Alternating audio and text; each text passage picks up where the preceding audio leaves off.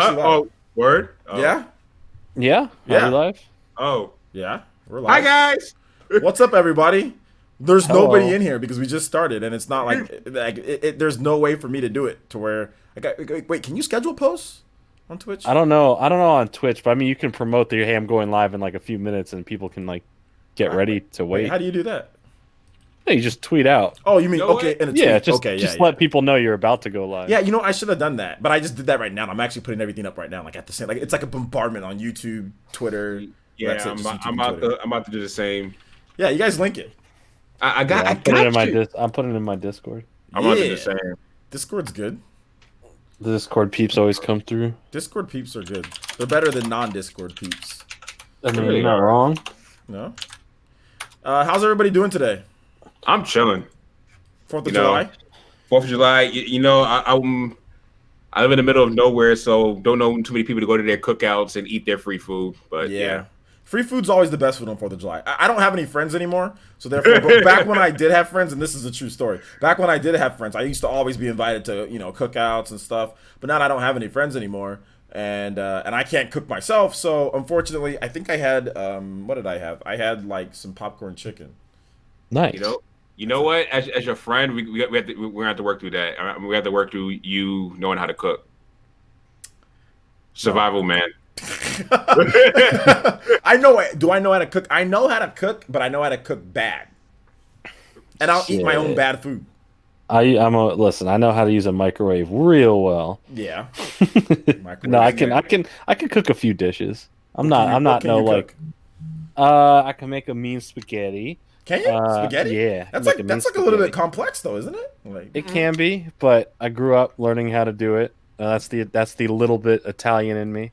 All spaghetti. I can make a mean not Caesar salad. What kind of salad? I'm trying to remember the exact dress. It's kind of like a Caesar salad, but it's not. Salad? No, I can't remember the exact name. It's like a family recipe. But Gotcha. I can make a few really good dishes, but I haven't expanded. I just know how to do certain very certain things. Okay. Yeah, that's pretty good. I know Abaddon's like freaking Gordon Ramsay over here. I am no such thing. This man out here like with the craziest dishes. He's showing his food on Food Network. Chopped. Abaddon Smith on Chopped, dude. Listen, man. Like I went from learning PB and J's, PB and jelly, and let's see. Then this is when you're up late at night working on music, playing video games. You get hungry. You got to make your own food because it's too late for actually anyone to cook for you. So then I started warming up salmon burgers, and I had these ravioli things you could just throw in the on the oven. You had boil the water to make sure they cook all right. Then I learned how to cook spaghetti. Then I learned how to cook steak. Then I learned how to cook chicken. I was like, oh, okay. Then I've learned that the trick to it is just proper seasoning, and that's something that I never had a problem with. I've never had anyone complain about my food being properly seasoned. That's. Oh, dude, that's something I'm very specific on. I will sit there if I'm making something and experiment with a bunch of different spices and flavors, and it's I'll figure out a weird combination. Somehow this really tastes good. I always have to season it. Listen, I'm gonna tell you guys something. Onion powder and garlic powder put together. Yes. That will bring out flavors. And you put just a bit of seasoned, not regular salt, but put a bit of seasoned salt. Mix with that, it's gonna taste good. And if you want to throw in this, you like spices, throw in just a tad bit of curry, not spicy curry, just for flavor. Nice. Yeah, man. No, you got to throw it. I like a little kick, hey, how's your father? I got OJ knows about this. I got Nigerian ground peppers. Oh, man, dude. Nigerian ground peppers, dude. They'll hit you. You'll feel like you're in Nigeria. You're in Africa at that moment. As soon as you eat one of those, man, it's great, man. So I'm good. But how are you, OJ? How you been, bro? I've been doing pretty good. Anytime that I get down, I look at this Super Smash Brothers Ultimate Collection Edition, and I automatically put a smile on my face. It's very good to look at.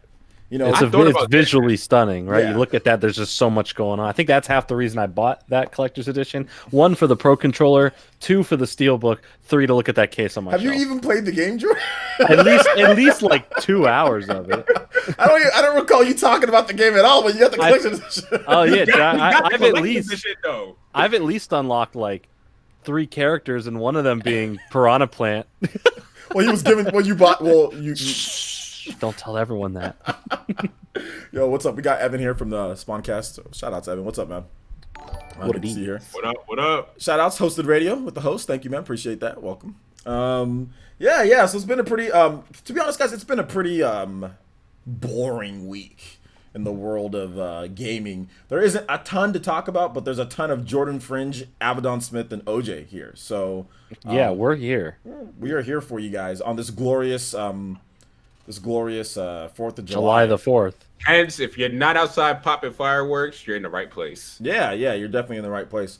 I will say this: we are going to talk about Super Mario Maker 2. So that's yes, we will. We're going to talk about that, some of the sales. We're going to talk about Fire Emblem. We're going to talk about some Final Fantasy. What else are we talking about? EA. Oh my gosh, EA. I went off on. I don't know if any of you guys caught my stream. I don't think any of you guys did. But oh my gosh, I went off on EA earlier. I freaking went off on EA. I think it was yesterday or the day before. EA, they're so out of touch. I don't know. Like, I guess we can start right there. EA is so out of touch. Did you guys hear what EA said the other day? Yep. Oh my goodness. Like, let me read what this dude. And like I said, this isn't hating on Matt Bibley. I think Matt Bibley's a good guy. I think he goes to church and he prays and he does all this stuff and he's a good guy. He dots his I's and crosses his T's. I don't have any issue with Matt Bibley. What I have an issue with is executives at EA and the thought process, because they're probably not bad people, but unfortunately their business is bad. The way that they do business is bad. And this is what Matt Bibley had to say from EA. He said, 25 years at EA, and I still struggle with the external perception that we're just a bunch of bad guys, says Matt Bibley, EVP of Strategic Growth at EA. We love making and playing games. This is probably the worst thing that he said, is this part. Unfortunately, when we make mistakes on games, the world knows about it because it's of size and scale. Doesn't even make sense. It's a very, when we make mistakes. What? The thing that I have, it's not that mistakes, my definition of mistakes is usually stuff that's accidental, usually stuff that's like, hey, my bad. It's not stuff that's intentional and constantly doing it over and over and over and over again. The loot box stuff, the stuff that they've been doing for years at this point, the stuff that they've been doing that people just honest to God, like, don't like.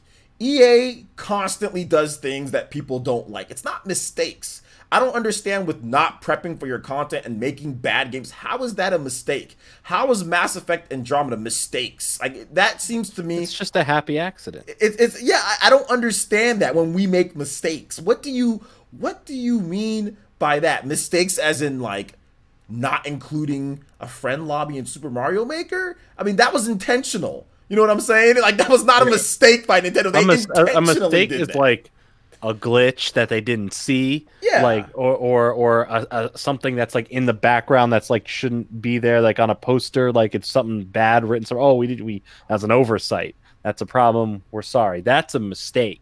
Printing out the cover with a spelling error. Yeah, that's a mistake. We've seen that with Revelations. Resident Evil Revelations. Like, we've seen that before.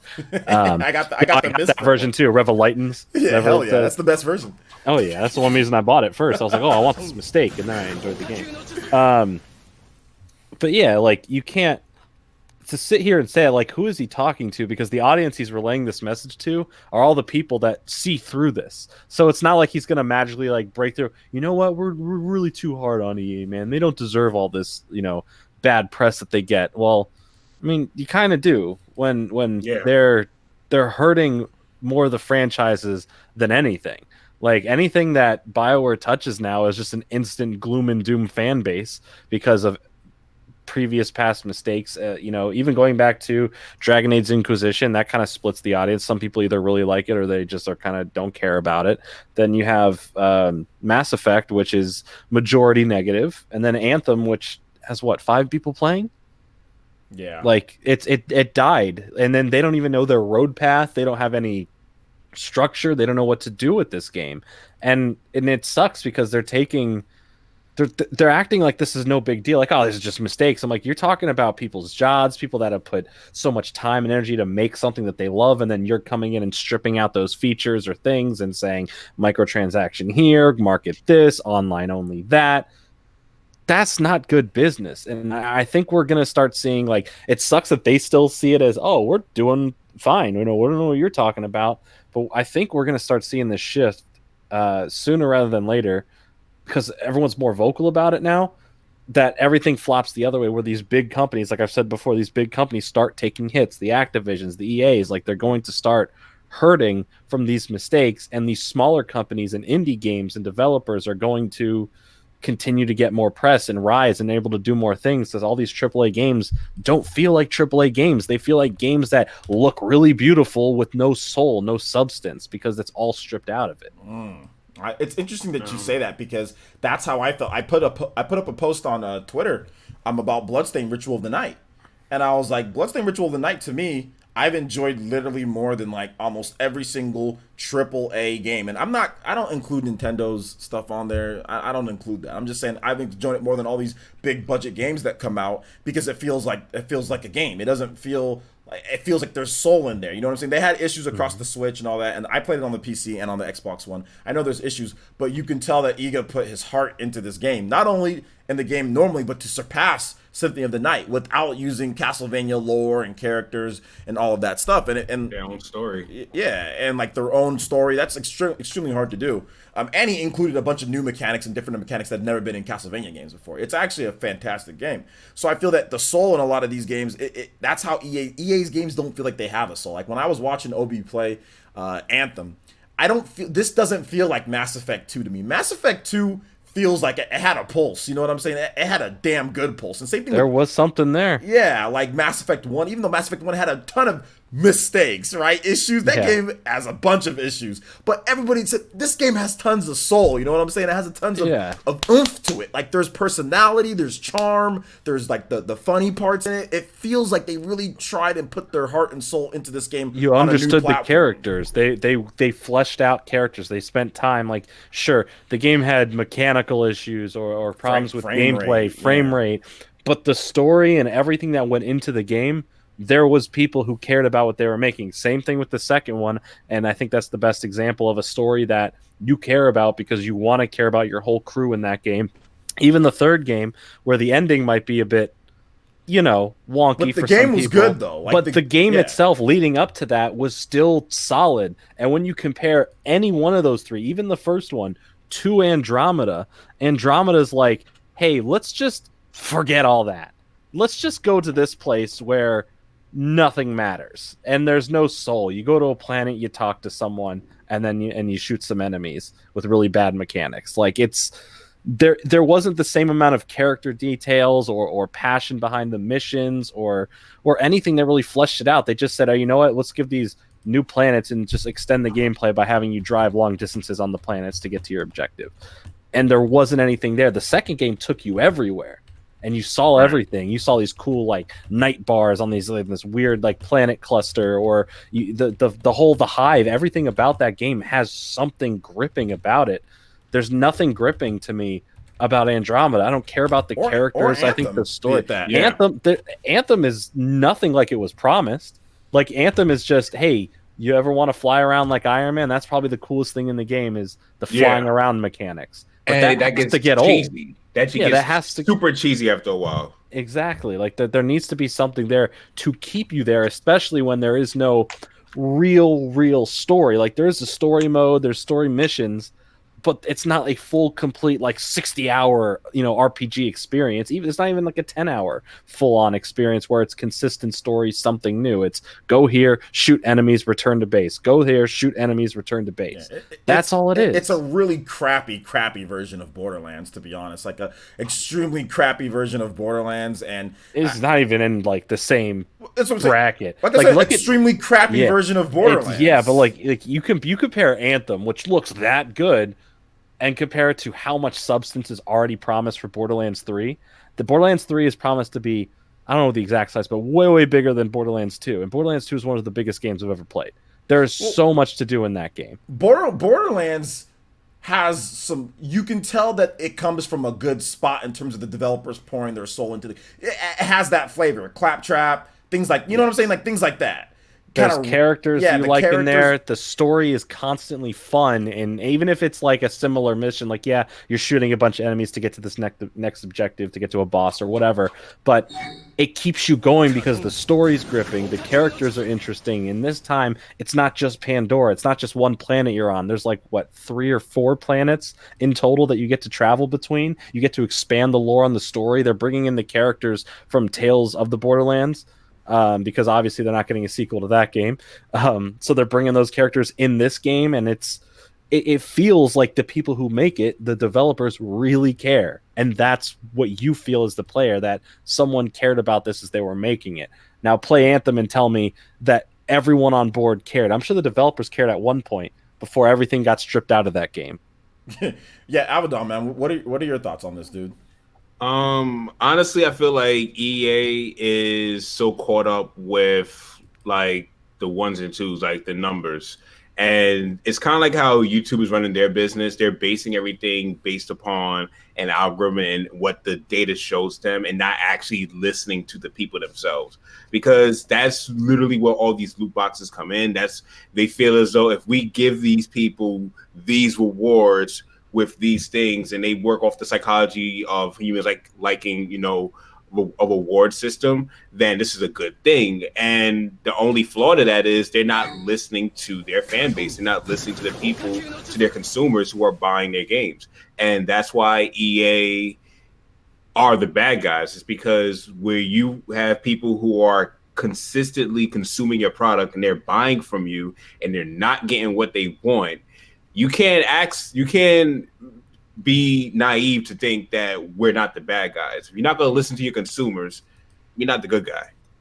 Plain and simple. I was playing the other day, Red Faction Guerrilla, and I'm like, great stream, by the way. Why is this game better than, this is old school AAA, right? This is 10 years ago what AAA was. That would be like Red Faction Guerrilla, or that would be like the AA right on the, or I don't even really know where to classify Red Faction Guerrilla. All I know is that it was one of the most innovative games when it was released, because it had complete destruction of any single building. You can literally blast a hole through everything, and it wasn't like crappy either. It was realistic looking. It was great. It was great. It puts Crackdown 3 to shame. Yeah, it did put Crackdown 3 to shame. It actually does. If you play it. Seriously. And to have that on this small screen, this Switch, and they redid the graphics. It looks better. Obviously, you can still tell it's a PS3 game, but they redid it. It looks better. They refined the shooting. It's so tight, and there's so much content. All of that's in there. But even when the game first launched, it had all the content in there, and it had multiplayer, all for free on the PS3. Right? Well, you have to buy the game, but the back then the online was free on PS3. Is there multiplayer in the remastered? Yes. Okay. It's all in. Is it $30?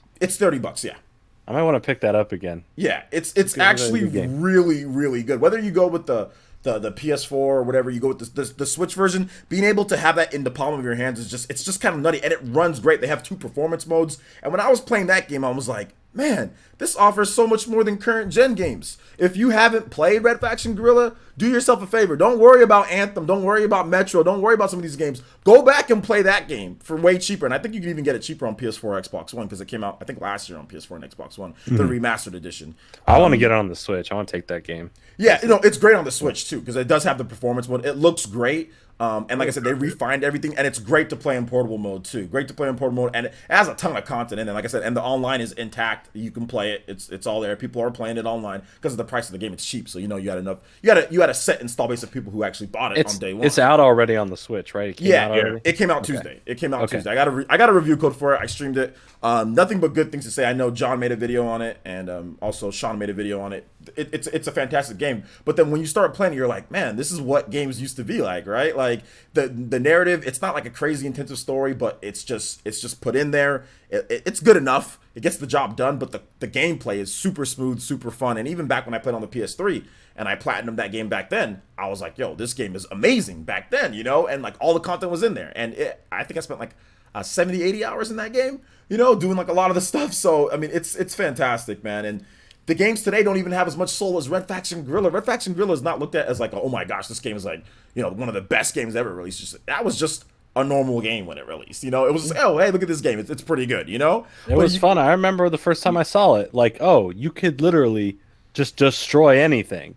And that was like a big selling point for me and a lot of my friends at the time. It's like, oh, okay, let's try it out. And when you just play with your friend, like, oh, I bet I could destroy this building. Like, okay, it's just fun. It's just a nonsense fun game. Like, there is a good story to it, but you could just do nothing and have fun. You just roam around and break stuff. Yeah, or it's just great. And it's like it has that old school difficulty built in for those who know. Like, you know, in today's day, a lot of the games that normal is usually easy and hard is usually the normal. It has it to where the normal is actually normal. Like you'll die. You'll actually die on normal in this game. You know? Oh, so not Kingdom Hearts 3. Exactly. Like you'll actually die. Like if you try to go up, like try to take something and you're not prepared, you haven't upgraded, you're not doing your salvage stuff, you're definitely gonna get clapped in the game, which I got clapped a couple times when I played. The hard difficulty is it's pretty tough, and the insane difficulty is almost impossible. I can't beat that game on the insane difficulty. I appreciate games when they go past like 3 difficulties. It's like, you know, when you can find out there's like a 4th difficulty or a 5th difficulty. I think that's pretty cool when games do that. Insane is like 2 shots and you're dead. What was I playing? I feel like I was playing a game recently. Oh yeah, I've had Mega Man 11 digitally for a while. I've just never played it because I'm not a big Mega Man fan personally. But I turned it on because I was just bored the other night, just to play a little bit of it. And there's a newcomers mode that is like a walk in the park. Like it is literally just nothing happens. I was like, I mean, it's cool because it explains more stuff to you, but like nothing happens to you. Before you go, Abaddon, real quick, I do want to say a shout outs to Ethan R with the 300 core crystals. Thank you, man. He says, Jordan, bathe in bathwater in your panty party panties and sell it for 45 a pop, and you'll make bank. You think I could sell more than what Belle Delphine is selling her $30? Like, I can't make, if she's sold out at $30, I'm no Belle Delphine. All right, I have to sell like 15 to start getting them off the shelf. 45 is pretty high. I don't understand why people are buying. I don't either. I don't understand why people are so like why are people so infatuated with stuff that you can get online for free without paying for? I don't understand. I mean, you could just also go take a bath yourself, and no, I mean just like her whole thing that she does in general, just like selling lewds and stuff like that. Hey, she knows her demographic. She's but this stuff is free on the internet. I don't understand this. But it's a more personal touch. That's why she's because like here's the difference. When you're looking at videos or pictures online, you don't really have that connection with any of them because you're never talking to them. You don't see them on social media really. But Belle Delphine is everywhere, and she's on Twitter and she's talking and to people and replying, and that's why she has them like that. Especially brainwashed. Yeah, that's why she has these weirdo kids brainwashed. I mean, you know, like at the end of the day, good for her. She turned it into a living, and if she could sell bathwater and sell out $30 a pop that she bathed in or put in her mouth, I don't like it though. I think that's ridiculous. That is. I mean, you definitely don't have to like it, obviously, but hey. You know, I'm going to say that money, girl. They're saying that you bought her bathwater, Jordan. I definitely did not. You drank her bathwater, didn't you, dude? I definitely did not. And one, it wouldn't even be here already if I did order it, but I didn't order it. I'm going to say this. I would say this. It's the greatest hustle of all time. It is. It's one of the greatest hustles of all time. You're literally selling bathwater for $30. No, dude, the greatest hustle. The greatest. She's probably not even bathing. She's probably just like filling it up with water from the sink. Or at least this year. Even the greatest hustle of this year. Oh, I was about to say, because like the greatest hustle of all time is Sam Bradford in the NFL. This dude made $100 million and did absolutely nothing. Or they did absolutely nothing. Okay, so Sam Bradford is the greatest hustle of all. I think that's the greatest hustle of all time. I'll give you that. 30 what is he? 31 years old, $100 million. I think he's like went to the playoffs like one time in his whole career. That is the greatest hustle of all time. Yeah, $100 million. But seriously though, she's making a lot of money, and the fact that I don't know how many. I'm not gonna say she's making a lot of money. I don't know how much she's selling, but the fact that people bought it, the fact that you even got at least one person to buy it, I don't understand how. Well, whatever. Let's go on your part. What were you? What were we talking about? We was talking about EA. We got someone on the bathwater, but I wanted to. I ain't trying to advertise this chick's filthy ass bathwater, dude. Okay, I ain't trying to average her filthy ass bathwater on my channel. What we want, yo, OJ, check the group chat real fast. I can't. What if she sent you like to review a vial of her bathwater? Would you review it? Would I review it? No, because I'm not pressed for it. I'm like, nah. Well, she just said it's free. Like she said, his wife would divorce him if she reviewed it. If you put Belle Delphine in your YouTube title, it's instant views. We had the discussion already, dog. No, I'm like, it ain't worth it though. I ain't trying to get her horny 12-year-old fans over here with their mom's credit card. I'm good, like bye. I ain't trying to get seem pretty loyal and dedicated. I ain't trying to get her degenerate fan base over here on my channel. Like I said, there's all sorts of stuff that you can do to get views, right? We could all be way more popular than we were if we sunk to certain levels, right? We would. Sure. And so we're not that's why I am selling brand new worn socks. You can buy my socks. I'll walk in them all day. You can buy my and listen, they're not $30. I'm gonna sell you a pair. That's two whole socks for $10. $10. I will walk in them if you want me to run on them on the treadmill. I got a treadmill now. I'll sweat them all up. $10, no extra costs. Just send it to my PayPal. Give me your address. You have to buy it now. His Italian accent came out super strong at that time, so you have to buy it. that's my sales pitch mode. Listen. I got 2 whole socks full of fresh sweat just for you. $10, shipped, sealed. Bada bing, bada boom. Socks are yours. Thank you for coming to my TED Talk. But other than that, with EA, I'm just.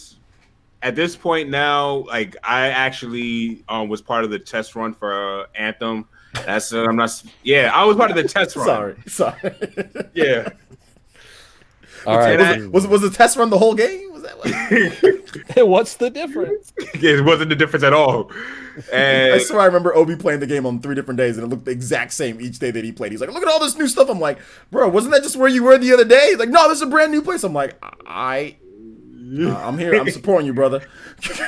I told myself I'm done. You know, my boy, he got the game. He said like he wished that EA would have taken more time to do different things because he feels like this game got the delivery of the game was bad. He felt like they should have just released the game when it was done. And he said if they did that, the game wouldn't have gotten nearly as much bad press, which is debatable. I mean, I could say he may have a point there. If they just released the full entire game with no test runs, with a smooth release like everything else, the game probably would have did okay. Not spectacular, but it would have did okay. The game sucks. Dang. Anthem, more like dang. Moving on.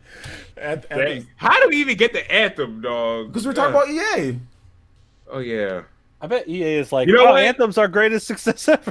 You know what? Everyone's like hating No. The greatest thing on EA's hands right now is Apex Legends. That's it.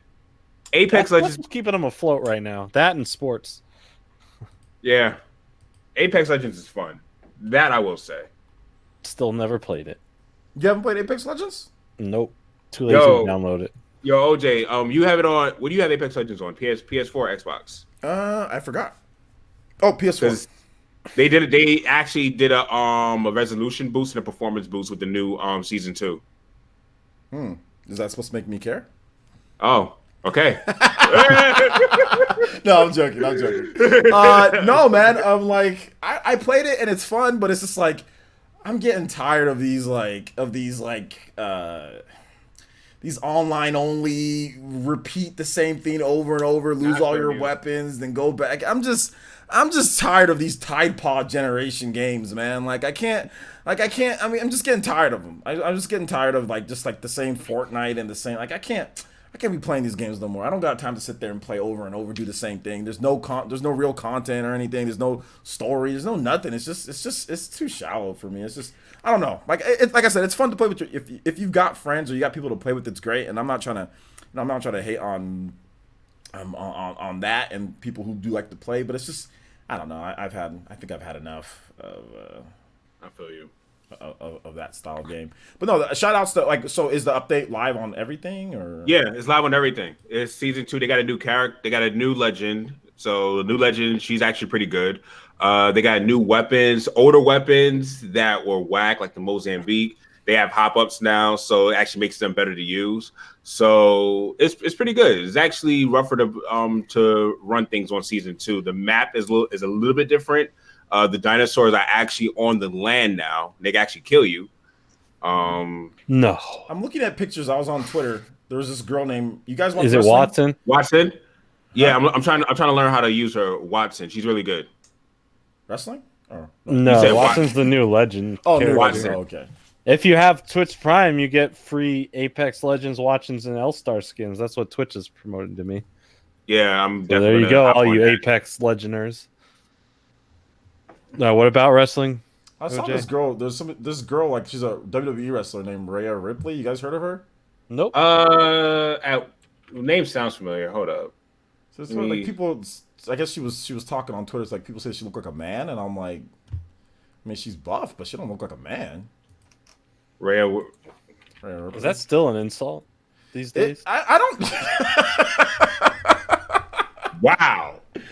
I think no, she's like I'm saying, like, are people still trying to use that as like an insult towards people? Yeah, let me put up. Like, oh, you look like a man. Let me put up a picture for people to she see. does not. OJ, you look like a girl. I think she's all right. I mean, I don't think she's ugly. She don't look like a man. What do you guys She think? does not. Oh, she's She fine. has buff. She has like buffer arms, but she doesn't look like a man. She kind of looks like Jenna Marbles, the YouTuber, a little bit. She does not.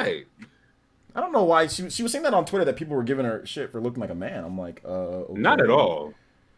All right, well. I mean, maybe people are stupid. okay, go to the top row, 5th picture over. Top row, 5th picture. This one? That's a 4th picture. No. Oh, sorry, it's not showing me the whole screen. Go this 2 one? more over. Okay, to the maybe right. this one, maybe a little bit. Yeah, to the one right next to it. This to one? the right. Oh, I'm waiting for Oh. yeah, that one. This one? Yeah. Yeah, like that one maybe, but like, who cares? Like, I don't. Okay. That's. I mean, I don't know. I think it's just childhood, like childish Just dumb, crap. dumbasses. Yeah. It's been a lot of. It's been a, That Yo, better get their ass kicked, though, right? Speaking of tomfoolery on Twitter, you guys sort of heard the girl who went and licked the ice cream in Walmart. They actually found out who she was. What is? Well, she had her handle on the video, but like, what is with this? This must be the influence of Tide Pods. I cannot say what is this? What is this new revelation? I feel so damn old. She tagged herself in the video. She tagged. It was Clout. It was a Clout chase by the girl. Oh It my really god! was. The black chick, right? The light skinned black chick. Yeah. Yeah, like she tagged. She put her freaking. It's a Clout type of thing. Right? Oh my god! That's All great. that for some clout, and Yeah. she's literally could face 2 to 20 years, which I feel is a bit excessive. I'm not gonna lie. 2 to 20 years for licking some ice cream. That's a bit excessive. in my I thought it was gonna be a good fine. She's gonna make a plea, and she's not gonna get 2 to 20 years though. No, Yeah. she's gonna get community service and a community fine. service, probation, that is suffice. But She's not going to still. get 20 years. They're not. We are not. I am not going to. Taxpayers should not have to pay for her butt to be in jail for 20 years over licking some damn ice cream. It's a bad thing, but hell no, she shouldn't be in there for 20 years. Hell no, because that goes to taxpayers. We don't need an ice cream liquor. What'd you do? I licked ice cream. I'm an ice cream liquor. What you in here for? She came in there, sir. She licked all our Ben and Jerry's. We got nothing left. All we got's Halo Top. We got nothing left. She licked all the Ben and Jerry's, all the flavors. Rocky Road's gone. She licked it. She put all her What about bacteria. what about all the sherbet? Oh, she licked all the sherbet, sir. She licked it all. Rocky Road. We had to throw away a whole entire row. It's a tragedy, sir. I've never seen so many down cups of Ben and Jerry's on the floor in my life. Then you got other people copying her. You got other people going, hey, I'm gonna do this thing. They inject Tide Pods directly into their veins, then rush out to do stuff like this while freaking playing Fortnite on the way there on their mobile phones. I can't stand these kids of today. What is this? I've never seen this before. Licking ice So, cream? what do you think kids are all like? I want to go take some Tide Pods, go lick some Ben and Jerry's. You have to be. You have to be high on Tide Pods to do something this You had stupid. to be on some other stuff. Yeah. Seriously. Or you're just like, you remember back in the day when Vine was a thing, everyone would be like, do it for the Vine. Now it's like they're probably doing it for the TikTok. That's why their handles are in it. Yeah, TikTok stuff is stupid too. I still don't know what that is, and I don't care. I don't wanna- TikTok's I'm not trying basically- to find out. I'm not trying It's to like find if out. Musically and Vine came together. I don't even know. I don't know what. Like, look, I was before the Vine generation. I never visited Vine at all. Well, you Not missed once out on until some classics. Yeah, never visited Vine. Don't know what Musically is. So I mean, you're better off for that. exactly. I'm better off. Better off with the musically, not Vine. Vine teaches culture. I'm a man of little culture. I'm a man of little. And you're a man of hey, Fire Emblem coming out. Yeah, well, I'm a man of Fire Emblem culture. That's what I'm. Speaking of Fire Emblem. Speaking of Fire Emblem, we have some. I can't relate Core Crystals to Fire Emblem. That's two different games. Shout outs to Ethan R. with You tried though.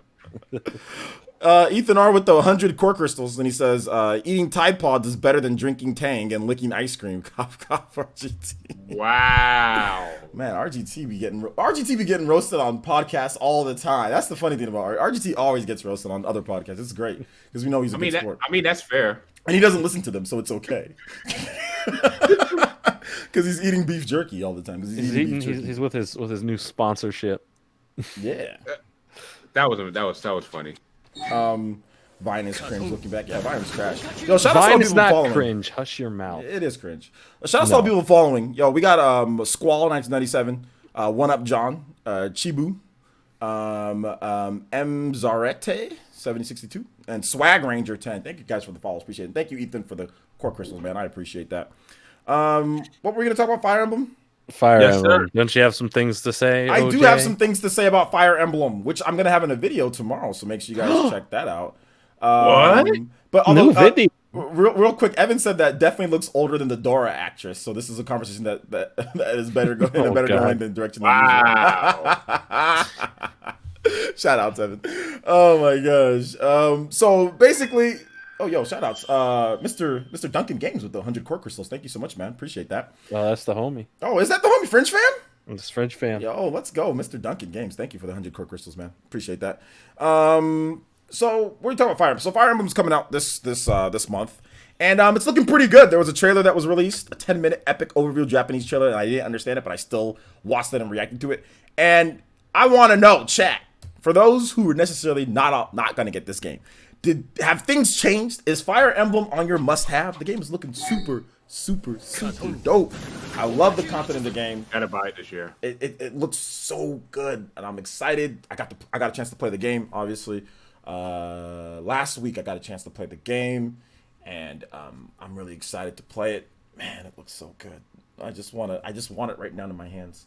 But on the cast here, you guys aren't big. Are you guys big Fire Emblem fans? You guys aren't really, right? Nope. No. What's wrong with? But this game could change that. Both of you guys are off the cast. Leave now. Leave. Hey. See ya. Shout out to Juice Man Vaughn. Thank you for the follow, man. Appreciate that. But no, dude, Fire Emblem's looking dope. But we'll see what happens with the game. I want to know. I thought you was joking. No, I wasn't joking. What the hell? Or sorry, I was joking. Or was he? Or was I? Or what? Or was I? You know. So yeah, man. I'm looking forward to it. But since you guys aren't big fans of Fire Emblem, and you guys maybe are probably not gonna get the game, we can move on to the next thing here. Okay, I'm going to get it day one. Yeah, I mean, what do you have? Since you don't want to hear what I got to think about it, that's fine. Well, let's go. Well, I didn't know. You said you're not a fan, so I was like, let's move on. What do you think about it? I feel like the game looks really good. It's like I've never gotten into the Fire Emblem games, but this was mainly due to circumstance. When I got games on the 3DS, this was the time where I really didn't have a steady job. So the only games I got were the game that came on 3DS was Zelda, A Link Between Worlds. I got that 3DS. Then I got Pokemon X, and I also was able to get Kingdom Hearts Dream Drop Distance, Project X Zone. I think those like the really main games I have for my 3DS. So I missed out on a whole bunch of Fire Emblem games, and my Wii was packed away in storage at that time. So playing any of those games, it's like I missed everything. The closest contact I had to Fire Emblem characters was Smash Brothers. So looking at this game, look at the graphics, I just said, you know what, I'm gonna try this out because tactical RPGs are fun.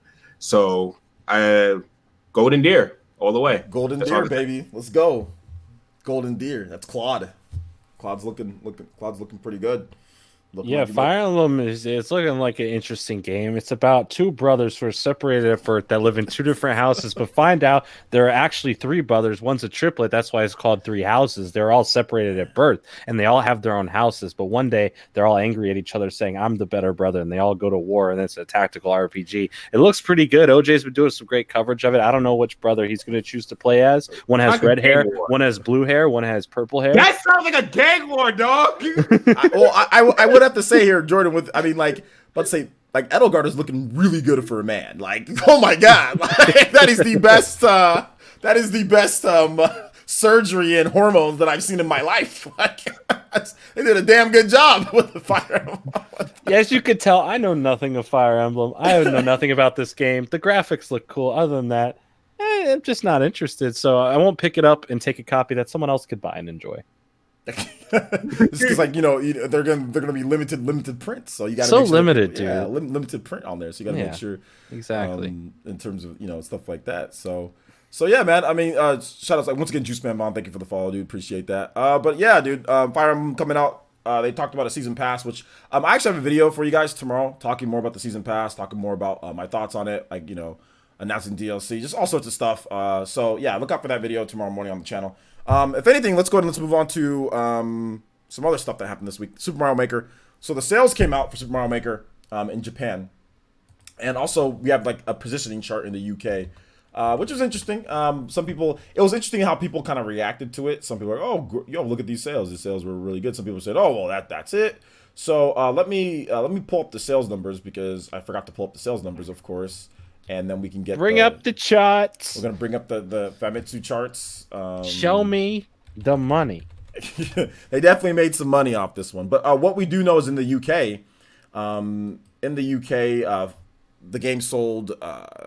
The game was a top game sold in the UK, and it sold more than the previous games. So here's what the sales were in Japan.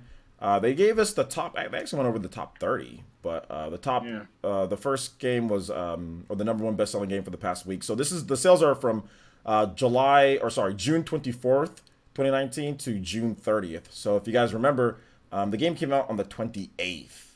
So this is 2 days. Yeah, this is just a couple days of sales, because it came out on Friday the 28th, and it tracked. And they're counting the 30th as a full day too. So technically 3 days of sales. Yeah. That was a lot of firework. I thought someone just knocked on your door real quick. No, that was somebody lit off a firework, like right there, like right outside and right over there, because they usually like. I wouldn't be able to tell because of your nice shades, your nice curtains. Does OJ have 2 white boxes around his head? Is that just me? I'm sorry, I noticed the curtain. I'm like, wait, something's different in this video. I got some cheap curtains from Amazon. You got Amazon Basics. Yeah, Amazon Basics. The Velcro. They're Velcro curtains, dude. So you should have a Velcro strip up there and just. Yeah, basically, yeah. It's just sticky. That's actually pretty cool. Yo, I might do that. This is Velcro. Yeah, you don't even have to install anything. Hey, maybe I'm gonna replace the Batman. Who knows? Yeah. It's just a Velcro. It's a Velcro. I may do that because I'm gonna go Mr. Handyman, try to get the hammer and the nail. I'm like, all right, we're gonna, put these hooks up. So what are you talking about? You're in an alleyway with some brick behind you. Oh, right. This man Abaddon's about to Streets of Rage, about to go fight Streets of Rage games. Hey man, you gotta be ready at all times, man. He's out here just streaming in an alleyway. Someone walks by in the background, like, what the? You got that music going. Dun, dun, dun, dun, dun, dun, dun. You got that Streets of Rage. Oh, that's Streets of Rage too. Okay.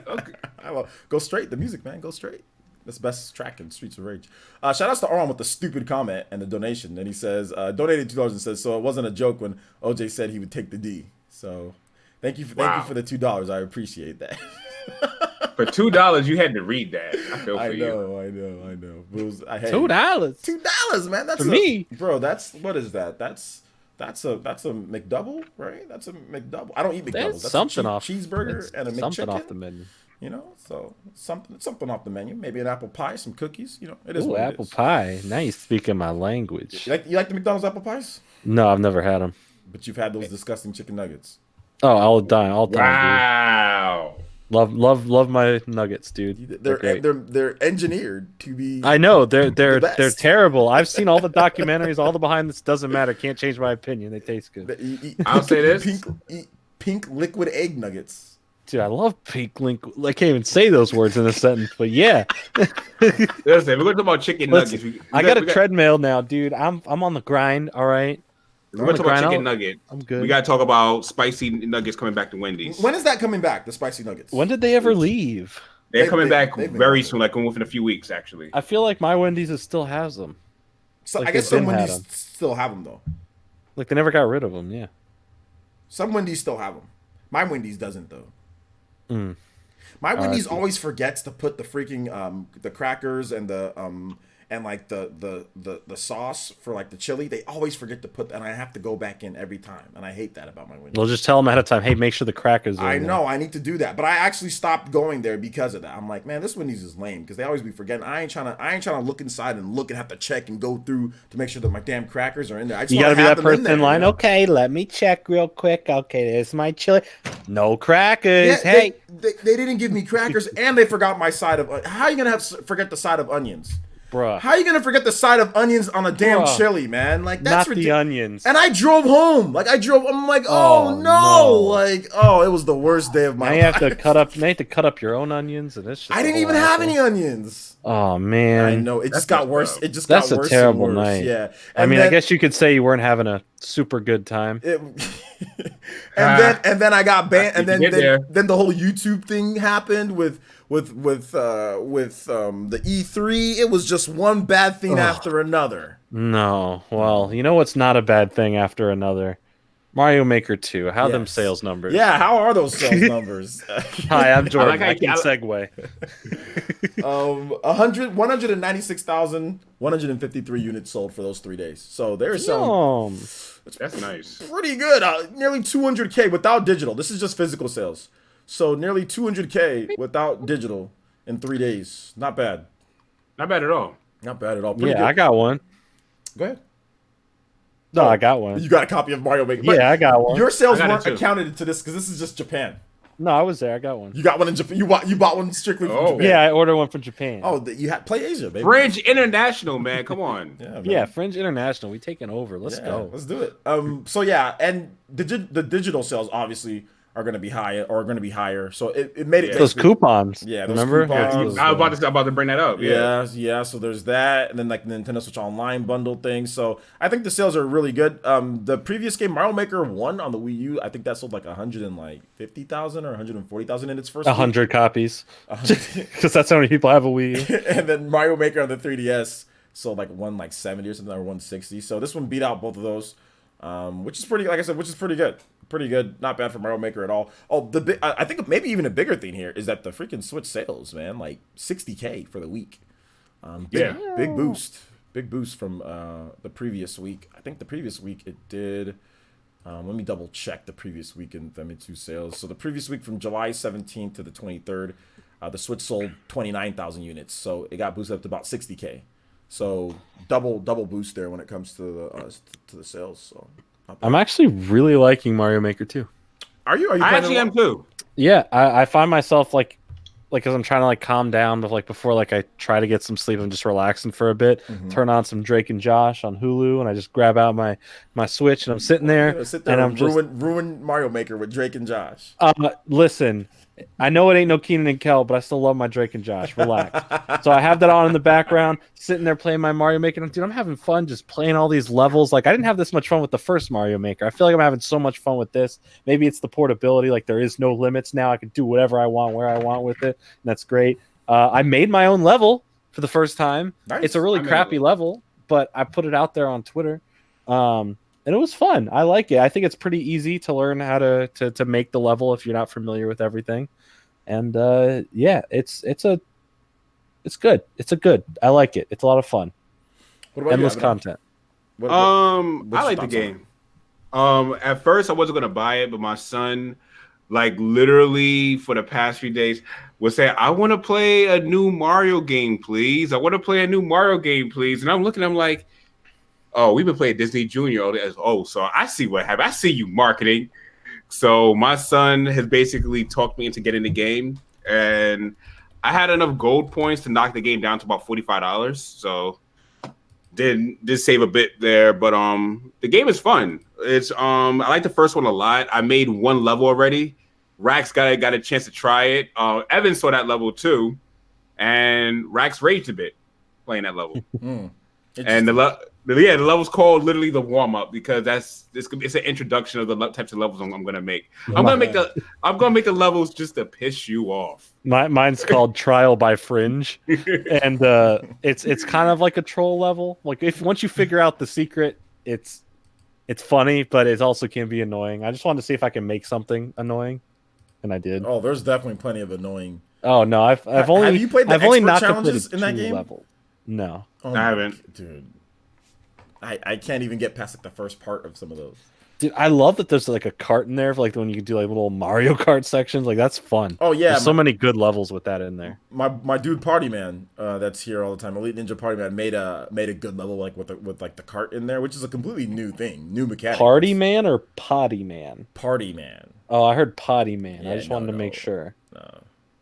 No, I haven't beat the swimming. TH3 made this swimming level where like Mario's freaking the pixels, like you got to be pixel perfect on like. I don't want to play no swimming levels. Yeah, swimming levels are so trash, dude. Like, yeah, they're the worst Mario levels. The worst Mario levels are definitely swimming levels. Like, yeah, and like not only that, but like TH3 made a swimming level where like those little fire things that go shoot up, right? Mm-hmm. He made one like where it alternates with swimming, so you have to wait and then move and then wait and then move. And then there's these and then there's spikes surrounding everything. So you have to constantly press the A button or like to keep yourself afloat, because if you don't, you're gonna run into a spike. So you're like, it's the pacing of the level is just so slow. Swimming slower, fire stuff, spikes all around, pixel perfect like angles to where you have to go at an angle, but there's a fire thing underneath you. So if you don't hit the right angle, you're gonna invisibly scratch Mario's nuts and die. Like it's just, oh my god, I can't deal with this, man.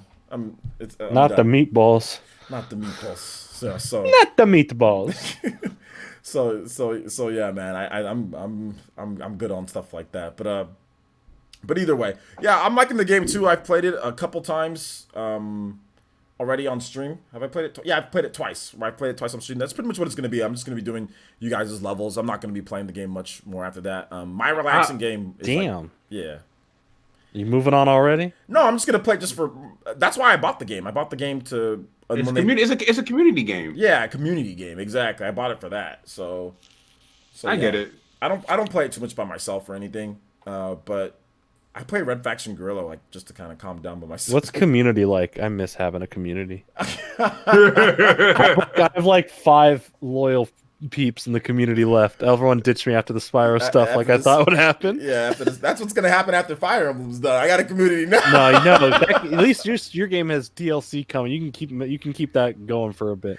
Oh, don't worry. Don't worry. You guys will be getting the title soon. I played Fire Emblem. You know what I'm saying? It's coming in all caps. It's coming. You guys know it. And you know what? Go ahead, Abby. Just like Fire Emblem's gonna be for you, it's gonna be like that for Final Fantasy for me. Because Final Fantasy's gonna be going.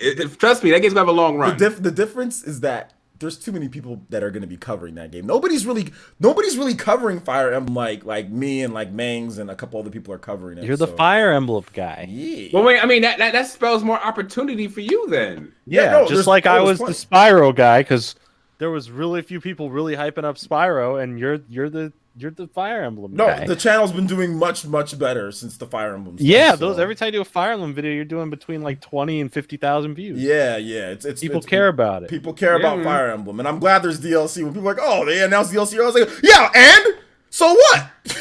I was like, you got a problem? You got a problem for DLC? I don't. I was like, you got a problem, man? No, don't have it. There's nothing wrong with DLC. Yeah. No, I'm gonna cover Daemon X Machina. There's opportunity there too. Evan, no one cares. I'm the Daemon X Machina guy. Dude, how come? What is wrong with Nintendo? Yeah. Why are we not getting any collector's editions that are worth a damn? Bruh. I don't know, man. I don't know what's going on. What is happening? Yo, shout out to Rob Regal with the host too. Thank you, man. We're such a prime demographic to buy this. We're such a big demographic in the US to buy these collector's editions, eat them up like they're candy, but they're not giving us the Daemon X Machina with the figure in the Steelbook. We're not getting the Link's Awakening with the coolest Steelbook I've ever seen. Yeah. Like, what is... No, we don't want this little, hey, you can get the game and like little art, but no, screw that.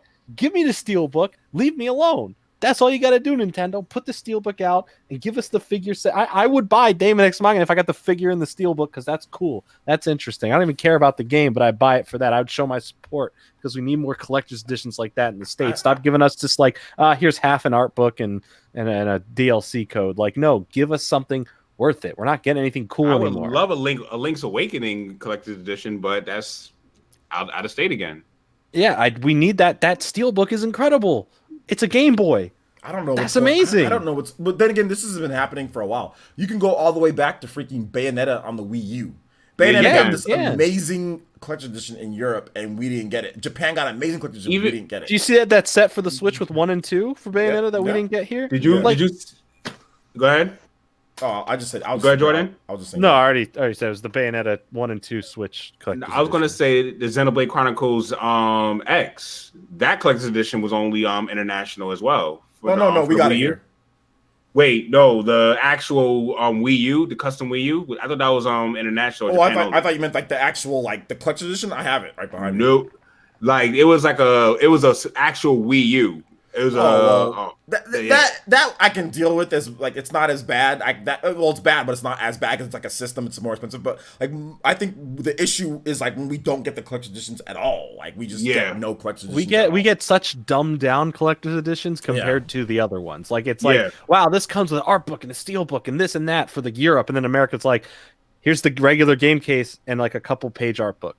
Unless it's like a big game, unless it's like a super big game, like for Smash Brothers, like we'll get this right. We'll get something cool for Smash. And I don't even really like. That's not like anything crazy of a collector's edition either. True, it's a steelbook and a controller. Like it didn't come with an art book. That's awesome. Yeah, but like it didn't come with like a lot. It's just you're really just paying for the controller. That was the extra price. Like, I think the coolest thing that we've gotten so far from Nintendo in terms of this, like in America, is maybe like on the Switch, is either Xenoblade Chronicles 2. Or Octopath Traveler. Those are the. That's what I was going to mention. I was just about to mention Octopath was like the best one.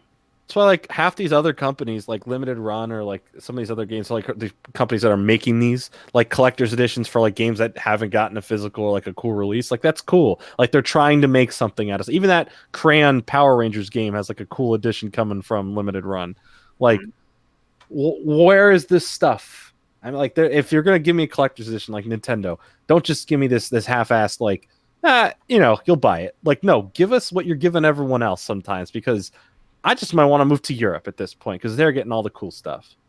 All right, I'm tired of it. I don't care. I see you, Aaron, in the chat saying Steelbooks suck. They do not. Your opinion is invalid here now. But yeah, I need more Steelbooks. That's it. Thanks for coming to my TED Talk too.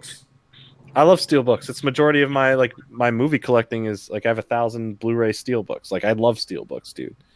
I'm definitely gonna cop that Final Fantasy VII steelbook though. Yep. You're gonna have to cop like 7 steelbooks because it's gonna be like you're gonna have 7 steelbooks. Like hey man, 15 steelbooks, but they're all $60 or $60 worth of value in each one, dude. Hey man, guess what? It look beautiful. You have it as a case, man. It'll look beautiful, man. This man's gonna have 7. No, so yes, Matthew, we could import them, but half the time these collector's editions are sold out, and then you have to pay eBay prices, and then that's a whole different thing. Scalpers. Yeah. What it do, baby? Yo, what up, Baron? Are you in the car? Is this dude driving? Yeah, I am. You got a show tomorrow, don't you? No, that's Saturday. Oh, my bad. No, today was just, 4th of July festivities, You had a cookout? Yeah, once black folks see a lot of grass, we cooking out, bro. In Atlanta, if you don't go to a cookout, you in trouble. No flat grass. And it definitely wasn't no flat grass. It was thick grass. Thick like all. We're talking. I think you came in on a good topic. We were talking about Mario Maker 2. One of your Elite 8. Yeah, the Elite 8. Don't call it my Elite 8. The Switch Elite 8. No, you're Elite 8. You dubbed them the Elite 8. Yeah, you gotta put it out there though. Well, I mean, I did put it out there, but all the credit needs to go to Nintendo because they're giving us something great. Just not good collector's editions. Just not good collector's editions. No Daemon X Machina collector's edition. Has it been confirmed that it's not going to come to America? I like that collector's edition. I don't know. Is that coming to America? I don't know if it is or not. It looked like it wasn't from the images and what people were saying, but that could just be people freaking out. Hold up, is this true? It's Hold not up. true, not yet. No. No. You see what I'm talking about? What happened with Quiet to the Lakers? Yeah, it's not true. No. No, that's Oh not my true. gosh, Everybody sports. knows. Oh Lord. Yeah. As soon as he posted it, I was like, it's not true. Because on No, Twitter, okay. there would have been a hashtag immediately on Twitter. Listen, Yeah. I'm live right now, someplace else, so I'm not in the Twitter realm yet. So that's No, why I have it go open look. right now. No, there's not. Nah, Alright, cool. it's Cool, not cool. true. You can relax, man. Woo! You can breathe. that would have been crazy. Crazy yeah. announcement. Yeah. Yeah.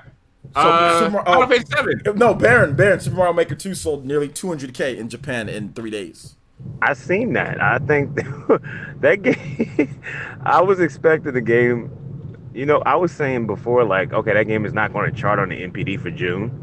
But then again, I'm thinking about it. I think it probably will chart MB #1. Oh, it's gonna A lot chart of for people- sure. Oh hell yeah! A lot of people bought that. It's the only reason I said that because it only had like what 4 days to do it. I don't think it even has like all the. I think the MPD stops tracking before the end of the actual days, and then it picks up like right at the very end of the month and cuts it off a couple days before the end of the month. So it might track. It might track a couple days of the MPD. So we'll see. Yeah, We'll so get that's MPD what I numbers next week sometime. So Yeah. Yeah, so that's what I was thinking. You driving on But- like a gravel road? Yeah, man, Atlanta got a lot of potholes, bro. man, don't be. You don't. It's a Baron, city. you can It's a get city. home safe or whatever. You don't got. You don't gotta come on the podcast if you drive it, man. Bruh, I talk on the phone when I'm driving all the goddamn time. You shouldn't. Are you- That's against the law. Are you on Bluetooth? No, it ain't. Are you on Bluetooth? When you hands free, it ain't against the Oh, law. okay. Okay, you he's on talking about? Bluetooth. Hands He's on free. Bluetooth. Okay.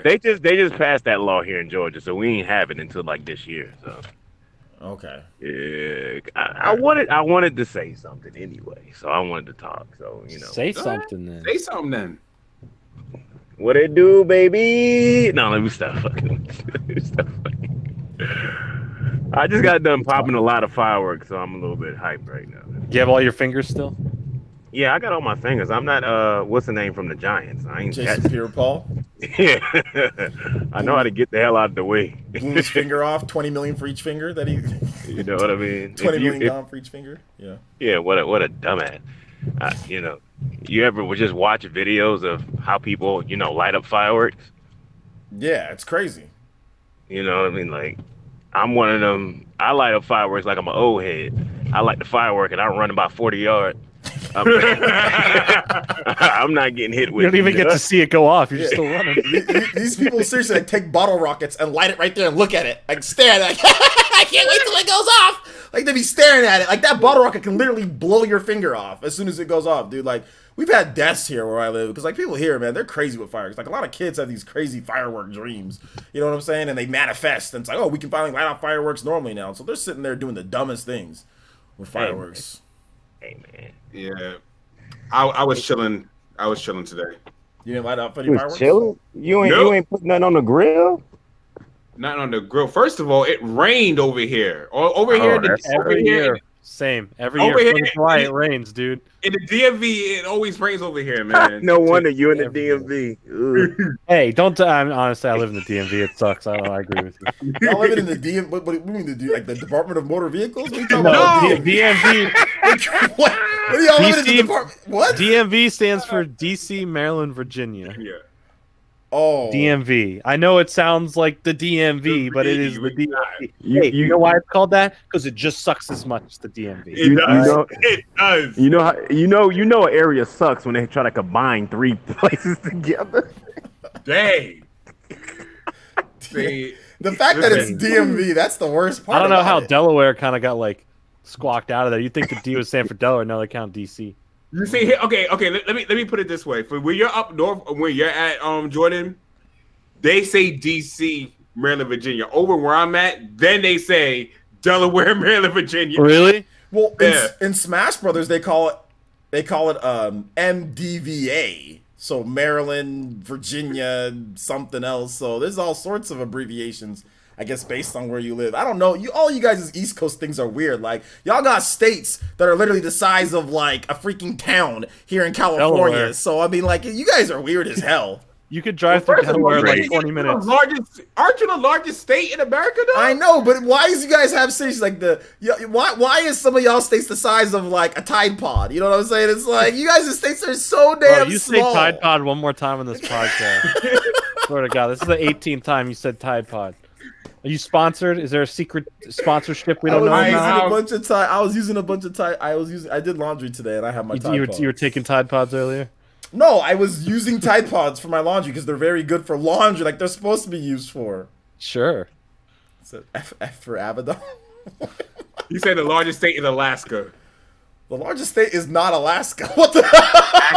Actually, hold up. If you fold California up and try to fit it in Alaska, I think Alaska would be bigger. Alaska's pretty damn. Alaska's not bigger than California. Is it actually, I think it is. I think he's right. Is it? It is. He's right. Alaska's pretty huge. He's right. It's just a lot of nothing. He's right. It's just a lot of snow. A lot of nothing in snow. Wait, hold up. Yeah, he's actually right. I didn't think so either. He's a geography minor. He's not over 18 yet, but he knows what he's talking about. Is Alaska the largest? Okay, it is, but it doesn't look like it. It doesn't look that way. Oh, wait a minute. Hold up. They counted a bunch of stuff. Man, they counted some stuff that's part of Canada too. Okay. So we cheating. Yeah, it's cheating. But then again, Alaska's part of the United States, and it's not even. It's like. Hey, Hawaii ain't connected either. Yeah, Hawaii's not connected either, but that's different though, because at least Hawaii's not connected to something else, like another different country. It's just. I'm telling you, the West Coast is just weird as hell. Period. It's not. It also says California is not bigger than Texas. I know Texas is pretty. Oh, wait a minute! Didn't y'all have an earthquake today or something? Yeah, there was. We're good, dude. Okay. I was watching a podcast earlier, one of like my favorite movie people on YouTube, and it affected his set during his podcast as the earthquake happened. He's like, oh, like the mic's going like this. He's like, oh, I think we're having an earthquake. Then shit started falling behind him. I was like, all right, we gotta go. And the stream just ended and stuff started falling. Who was it? Who was it? His name's John Campia. He just put up the clip. He put up the 30-second clip of it happening on YouTube. Oh my god! It says like California earthquake affects the John Campia show or whatever. No, I didn't feel any earthquake or anything like that. So apparently there were some people talking about it though. I know it was like on the local news and everything. It happened in the Mojave Desert. Yeah, Mojave. So like we get Mojave news where I'm at, like Central Valley and Death Valley and whatever, like all that other stuff that expands in this hot ass area that I live in. Yeah. Hey, come to California and just go to Death Valley. I gotta address what Omega Oron said. Omega Oron, Florida is part of the East Coast. I will be the true East Coast representative in here. Who says Florida's not part? It's on the East Coast. I'm confused. Why would Florida not be on the East Coast? Well, because it literally is the East Coast. Like it's on the water. Like it's a joke. It's a joke because we talk about how like people in Florida do crazy things. So then people in the East Coast, like when I was roasting them for being part of the East Coast, like people were they're trying to make up excuses why Florida isn't part of the East Coast. So they're saying, oh, it's South. No, it's Atlantic. We may be disappointed in a lot of stuff that Florida does, but it's like that family member that they're still part of the family. They do stupid shit. You know, like it's still there. I mean, all we just call him Florida Man. That's it. Yeah, it's Florida Man. That's all you hear all the time. Florida Man finds 30 raccoons in his house, becomes friends with them. Like it's just stupid shit you read about. Like what the hell's going on in Florida? There's stuff worse than that. That would be. I was trying to tone it. I was trying to tone it down. There's a lot worse stories. Oh my gosh, there's some really disgusting stories out of Florida. Only in Florida, man. You just say Florida Man and Florida Woman, and that's it. I don't get how Southeast takes away from it being part of the coast. That's like being like, we don't count Maine. That's Northeast. Exactly. Like, yeah, it's all East. It's all East. There's East, Central, and West. Yeah. By that definition, New York should be the East Coast because that's Upper East Coast. That's it is East Coast. Not only that, by that definition, like parts of like let's say like Baja California, that's not the West. That's not part of the West. That's South. Obviously, it's on the western side of the of things. Like even like parts of California, like would be almost equidistant to where Florida is in terms of certain parts of Florida, right? So that means the south border of California. That's not the West Coast. That's the South. that's like literally Virginia, Maryland, North Carolina. That's the real East Coast. New York, New Jersey, Maine. All you guys, nah. You guys are Northeast. You're not the East Coast anymore. Come on, dog. It's ridiculous. But no, it's more of a joke more so than I know. anything. But no, they were trying. At first, they were being serious, but then once they got bodied, they're like, all right, let's turn it into a joke. But people were really trying to say at first, like, yo, like this is Florida is not part of the East Coast. Some people were actually trying to say that, like for real. Hey, Nobody wants to claim Florida. Okay, Shit. so Juice Man in the chat. As someone also who is from Maryland, because he says I'm from Maryland and people think it's the South. There's a lot of people who still consider Maryland part of the South from where it is. Okay, let me break that down. And compared for to y'all. where the South actually is, they're nowhere alike. Let me break that down for y'all, right? Okay. Go ahead. What really happens is anybody that lives above Baltimore calls that the South. Anybody that lives in that central area right there, they don't call that the South. And what makes it confusing is that you can actually go to Baltimore, and depending on what side of the city you're on, you will hear people with northern accents, like the Jersey accents, New York accents. Yeah. Or if you're on another side of Baltimore, you hear people with southern accents, like they're from North Carolina, South Carolina, and Georgia. Baltimore crazy. Baltimore sucks. All right, let's just all agree. It does suck. Baltimore's horrible. I just spoke with like a group of people yesterday who were from Baltimore, and they're just trashing Baltimore because after the riots that happened, that city is still destroyed. Like this city is not rebuilt. It is trashed. It is disgusting. Before that, the city was still. Oh, it was still bad, but now there's just like there's not. The only thing that's cool to see is maybe the harbor. There's nothing else. How do the Baltimore left. Ravens operate there? Like is. Isn't there Blacko. like a baseball? They have a baseball team. They have a football team. It's funny because like the stadiums and all that, like they're near the harbor. It's like, oh, that's like a nice area, but literally a block in front of the stadium's bad. Like it's a bad area, and it's just like there's no point to go down to Baltimore. If I never have to go back to Baltimore in my life, blessed. That place is a shit show. I don't like Baltimore one bit. See, East Coast sucks because of that. Watch your language. There is some great parts. Watch your language. There's some great parts. I'm joking. too. I know East there's Coast. some great parts. You go up, for example, up past New York and up, there's some really awesome areas. Brooklyn's gonna be pretty lit, right? You got KD. Brooklyn's too expensive. I know, but I've heard that it's really cool. You got Katie and Kyrie coming to the show in Brooklyn. That's cool. I think I want to go see a game. They've got to put Lakers versus Brooklyn Nets. They've got to have that. Definitely, I will go back up. I'll go back up north to see that game. The tickets are going to be $10,000 a pop, so I don't know. I like Brooklyn. The tickets are going to be hella expensive. You know how much Laker tickets are here? Oh boy, Laker tickets are expensive here. And that was just with LeBron. Now we got AD. Oh my God, tickets are going to be so expensive. I ain't buying shit. I'm going to sell and watch on the internet. Like, you know what? I get to watch it on my TV. You see this crystal, this clean flat screen TV I got? I'm right at the game. Floor seats, baby. You said Laker tickets are mad cheap? No, they're not. No, I said floor seats. No, I said floor seats. I said VC said that. Nah, it's mad cheap. You talk about Laker tickets? You crazy? You crazy? Laker tickets are not mad cheap. VC said you got to come with me and Avedon to Brooklyn, Player Essence.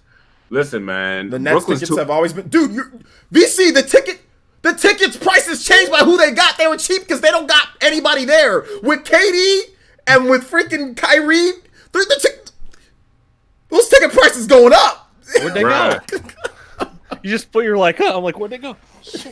Those ticket prices going up. You think they're gonna keep them the same? You crazy? Yeah. They're not gonna keep those ticket prices the same. VC. What? They're not. No, they're not. They're not. You crazy? They're gonna be expensive. Anyway, either way, that's sports. What are we moving on to? What's next? What is next? I don't know. I think I'm done. We did EA. We did Mario Maker. Oh wait. Oh, Baron. What's Baron's take on EA? Baron, what's your take on EA? Baron's muted. Oh, Baron's muted. Okay, well, we'll get him back later. He's hopefully he's okay. Yeah. Baron, if you're talking to the police, I'm muted, so you have witnesses. I'm joking. He's like, the police say, what witnesses? Just break the phone. No witnesses, man. I'm joking. Man, in Atlanta, dude, you better just one false move. Put that man on a kebab. He's done. You're done. That's why I don't go outside in California. That's why I don't go outside, dude. This is too many. You want to reduce your chances. Yeah. It's like you hear those sounds. I'm like, crap. Am I going home today? I remember, like, no, we have a lot of these like smaller Hispanic towns that are surrounding, where I live in the Central Valley, and like, usually the police don't come around. I remember one time I was like, all right, it looks like a clear day. I think I'm good. I pull out of my driveway. From one of the police from the surrounding town pulled me over. I'm like, this is bullshit. How am I gonna get a surrounding town cop to pull me over? Hey, you have no jurisdiction here, officer. See you later. God, I was like, you gotta be kidding me. Oh my gosh, dude. But anyway, let's go to move on to the. We're gonna do Q&A, guys, because there's not a lot of topics for this podcast, just because this has been a lot of slow. Oh, Final Fantasy. Let's talk about Final Fantasy real quick, or let's get that in. Yeah, we didn't talk about Final Fantasy, didn't we? Because because Abaddon says that this game's gonna be in 3 parts.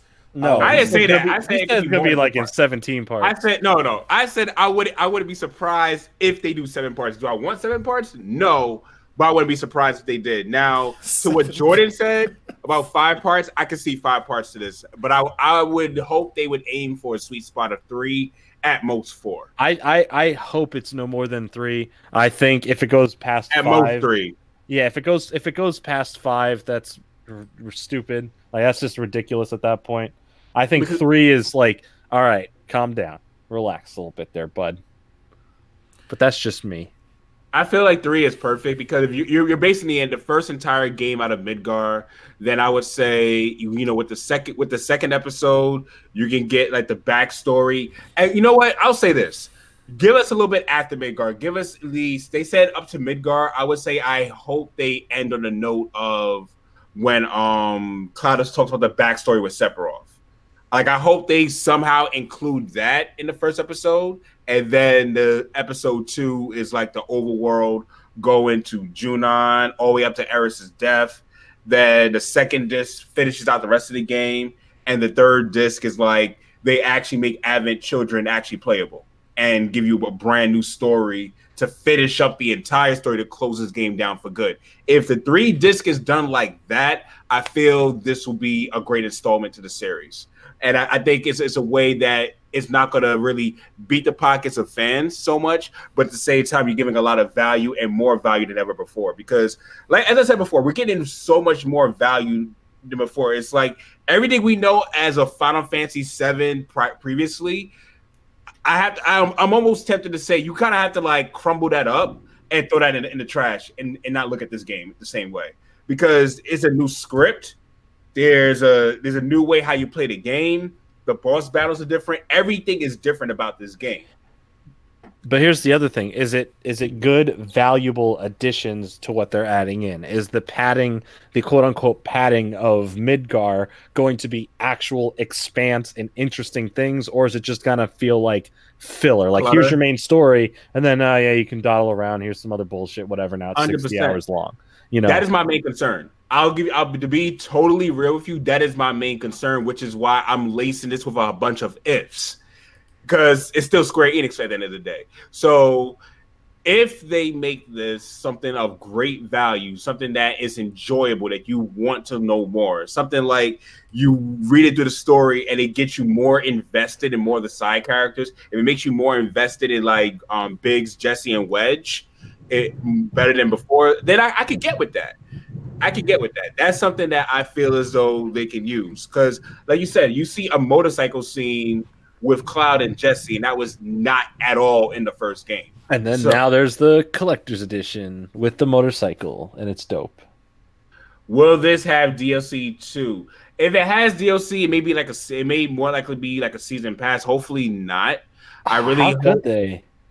Like, they're already splitting this game up. You can't have like, here's your game, then here's some DLC, then the next part of the game. Yeah, you're right. Actually, you know what? It has to just continue over. They wouldn't have much. That's another thing. Here's my main concern, honestly, with it being episodic, it being the full price of a game. This is something that no one's talking. Well, I haven't heard many people talking about. Is how is the level up system going to be like? Like, if you're going to be playing about 50 to 60 hours into one disc, then are you going to go and become the same level in the next game, or is the level scaling going to be kind of like capped out? Like it's really slow and you cap out at like level 30 something on the first disc or the first episode. These are questions that I have. Yeah, you're probably going to have a cap you get to in each game, and you start at that cap at the beginning of the next game. Kind of like how they did Dot Hack on the PS2. Something like that. And the thing that it's really risky to do this in parts like this for the fact that if it doesn't hit the mark and Final Fantasy VII Part 1 Remake is not good, no one's buying Part 2 and 3 if they keep getting worse and worse. Yeah. And then those games are, and the average person, I mean, I'm sure they're going to make it where anyone can just pick up Part 2 and play it, but no one's going to do that. They go, oh, Part 2 and 3, oh, I never played 1, not going to buy it. You know, like they're really risking a lot on splitting it up to however many they're doing it. There's a lot of ifs here. I think the game looks great. The gameplay looks solid, so I still think it's going to do fine. The only thing that's going to hurt this game is if the extra stuff is necessary or just padding for them to make more money. That's going to be the big thing here. I'll give them some type of credit because they made a whole entire story with Crisis Core. So I'll give them some credibility. True.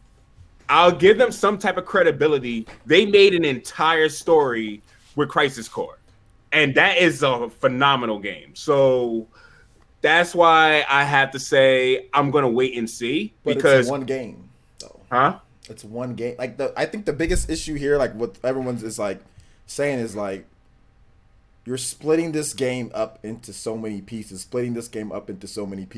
Would it have been maybe a better idea to not explore all the back stuff and just make a faithful recreation of the game? Yes, I do think so. Here's the thing: is if this is Square Enix's own fault, like I will say this, the reason why they got to do this is because this is Square Enix cleaning up their own mess. You got to remember they messed up bad when they showed that tech demo on the PS3, because now they gave the visuals of a remake game, of a game of that standard. So they couldn't do just a faithful remaster, kind of like how they're doing with Trials of Mana or any other game that we would gladly accept a faithful remaster to now. Because you made it look so well polished on the PS3, people have been waiting that long for this game. That is why they can't go in that direction. That is why this is going to take so long, because they got to clean up the mess they made. But they didn't show any. They barely showed anything with that. So my thing is this. My thing is this. Like, we've seen games. Look at Final Fantasy 15, for example. We've seen graphics on that level. The whole game is on there. Final Fantasy VII Remake looks a bit better than Final Fantasy 15. Does it look 10 times better? No, it looks a bit better, but it's also way smaller on scale. You talk about 60 hours of content, Final Fantasy 15 has like hundreds of hours of content. Yeah, that game literally just goes on. Yeah. It goes on. So it just has so much shit to do in it. No doubt Final Fantasy 7 is probably going to be a better game. It might maybe be a better game.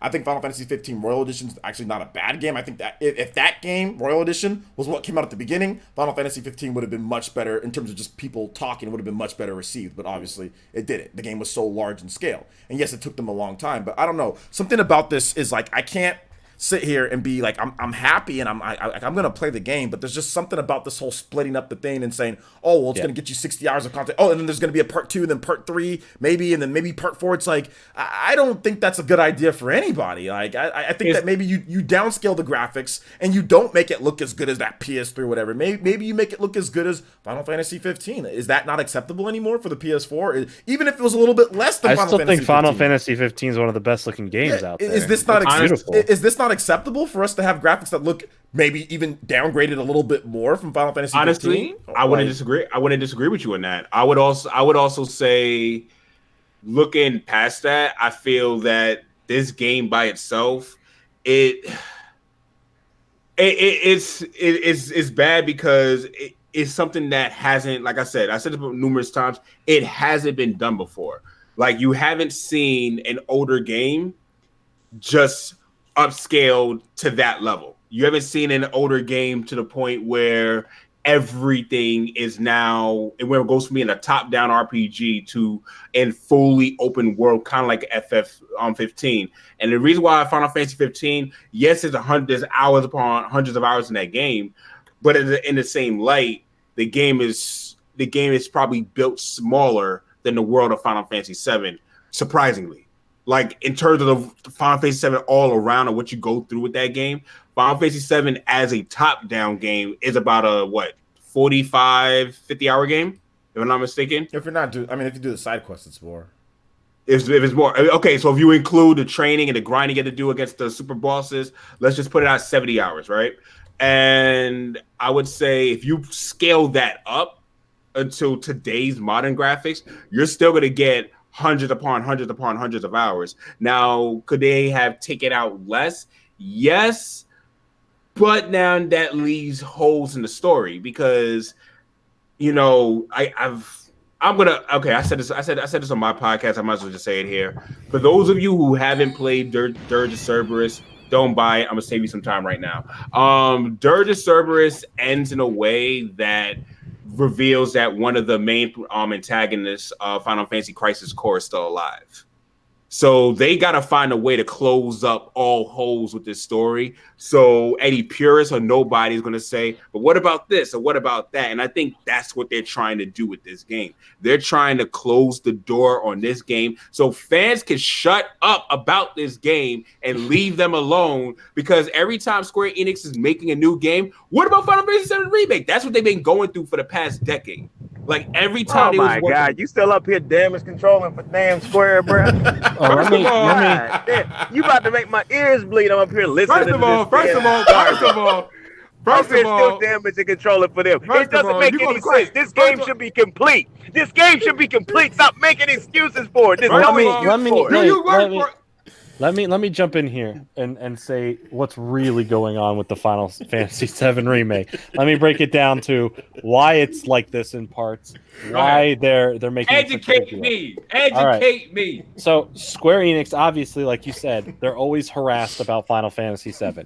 It's the biggest thing they've ever created. No one ever shuts up about it. It has this big legacy. So not only because of its crazy long development, how many times they had to restart it, how much wasted money has gone into that. This is not only going to recoup those sales, but they know that there is some milking ability within the Final Fantasy VII world. They know if you put Final Fantasy VII out there with those graphics and gameplay and release it in parts, that people will buy it. Good or bad, people will buy it. Valid. And if they can monetize it, game for 3 to 5 to 7 more years at $60 and have these large collector's editions or whatever they add to it, they're going to do that. Not on the point of guys are making the best Final Fantasy VII ever experience. It's more on the long lines of this is their biggest thing they've ever created. They can make more money on this single game than anything else they've ever done.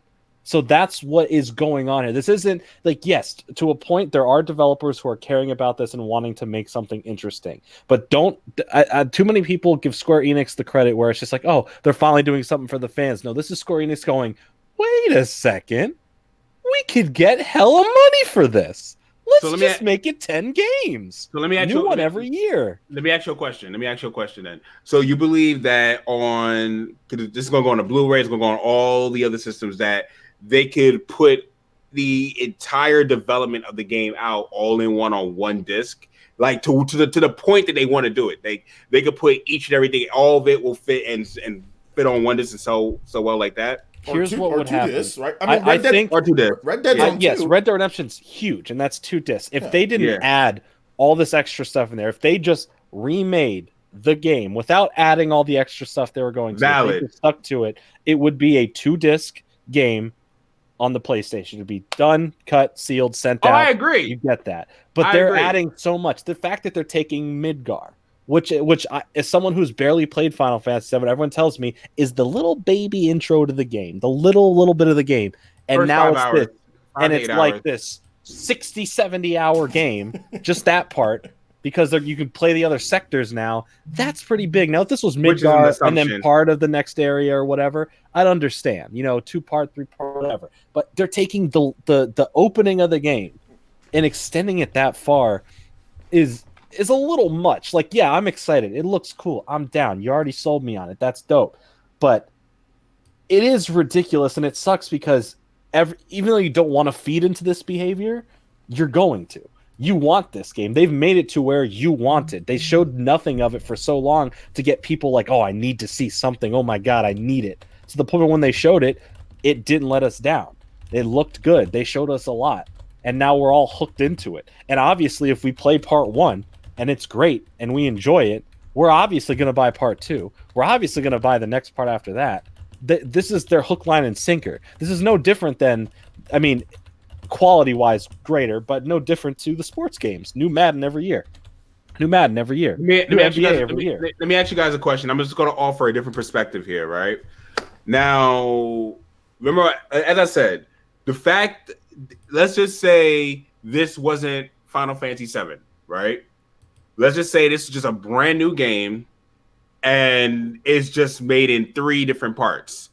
And it's this one part takes place here, and you just follow the franchise in 3 different parts. Then don't call it Final Fantasy VII. It's the fact that it's an extent. It's preying off something that exists. If this was Final Fantasy 16, then Final Fantasy 16-2 and Final Fantasy 16-3, that's a different thing.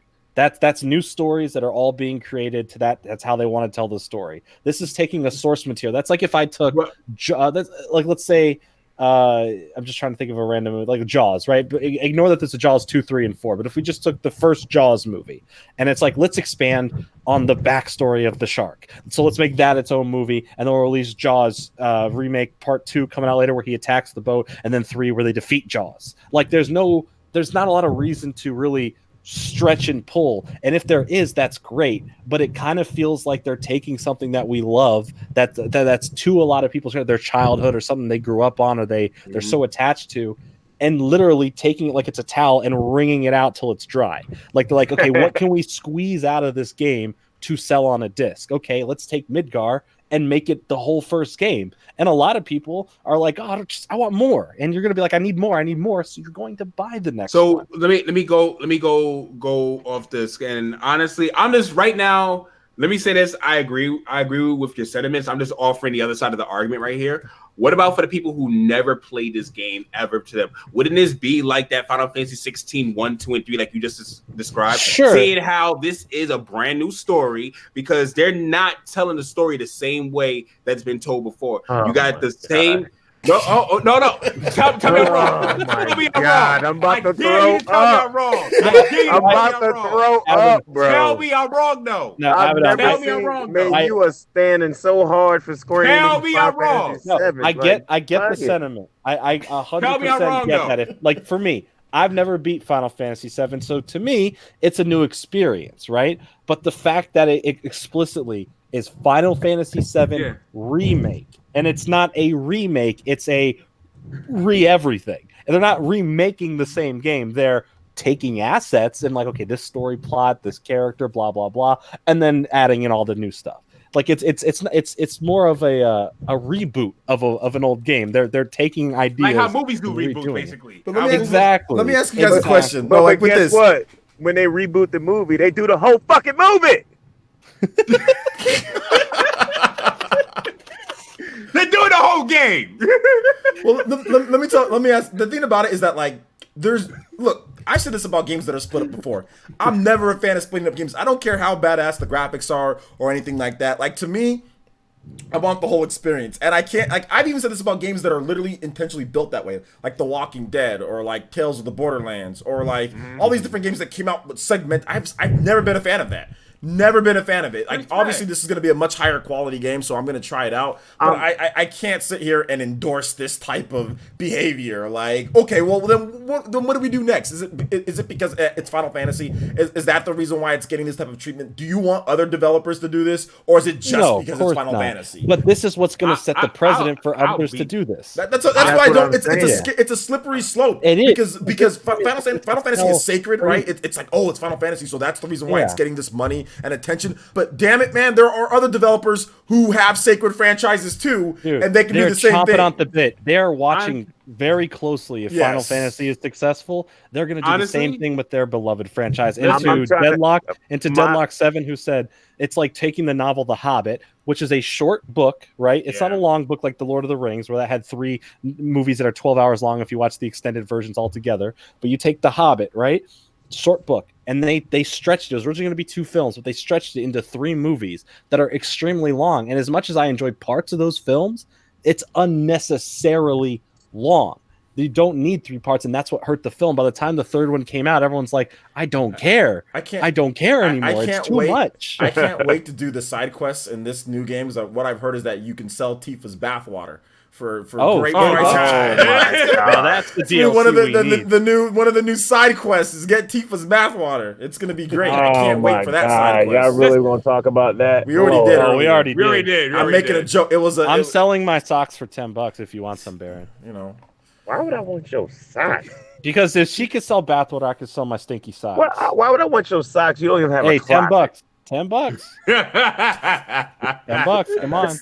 That means those socks are not held in $10. Dude, look, dude, they're Hanes, okay? They're quality. You got some weirdos who bought that bathwater, they're gonna put it through a purifier and drink it. There's gonna be some weirdo just drink it straight up. A purifier? They ain't gonna put it through no purifier. They gonna down it like it's a shot. Yo, Omega Game, Fat Chase.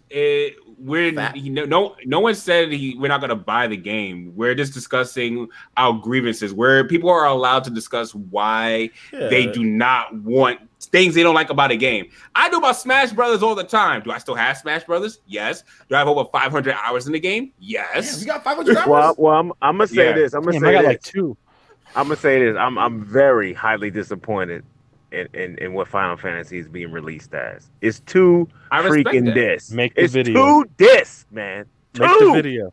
It's 2. I ain't gonna make a video because I respect. Listen, it's 2 damn discs. That's no excuse, bro. I'll be the first person to say that I am speaking of pure nostalgia. I am being a snob about this game. I'll go ahead and buy it, and I will enjoy each and every part. I will admit, I will buy it if the first part is good. If the first part isn't good, I ain't buying the second part. I'm done.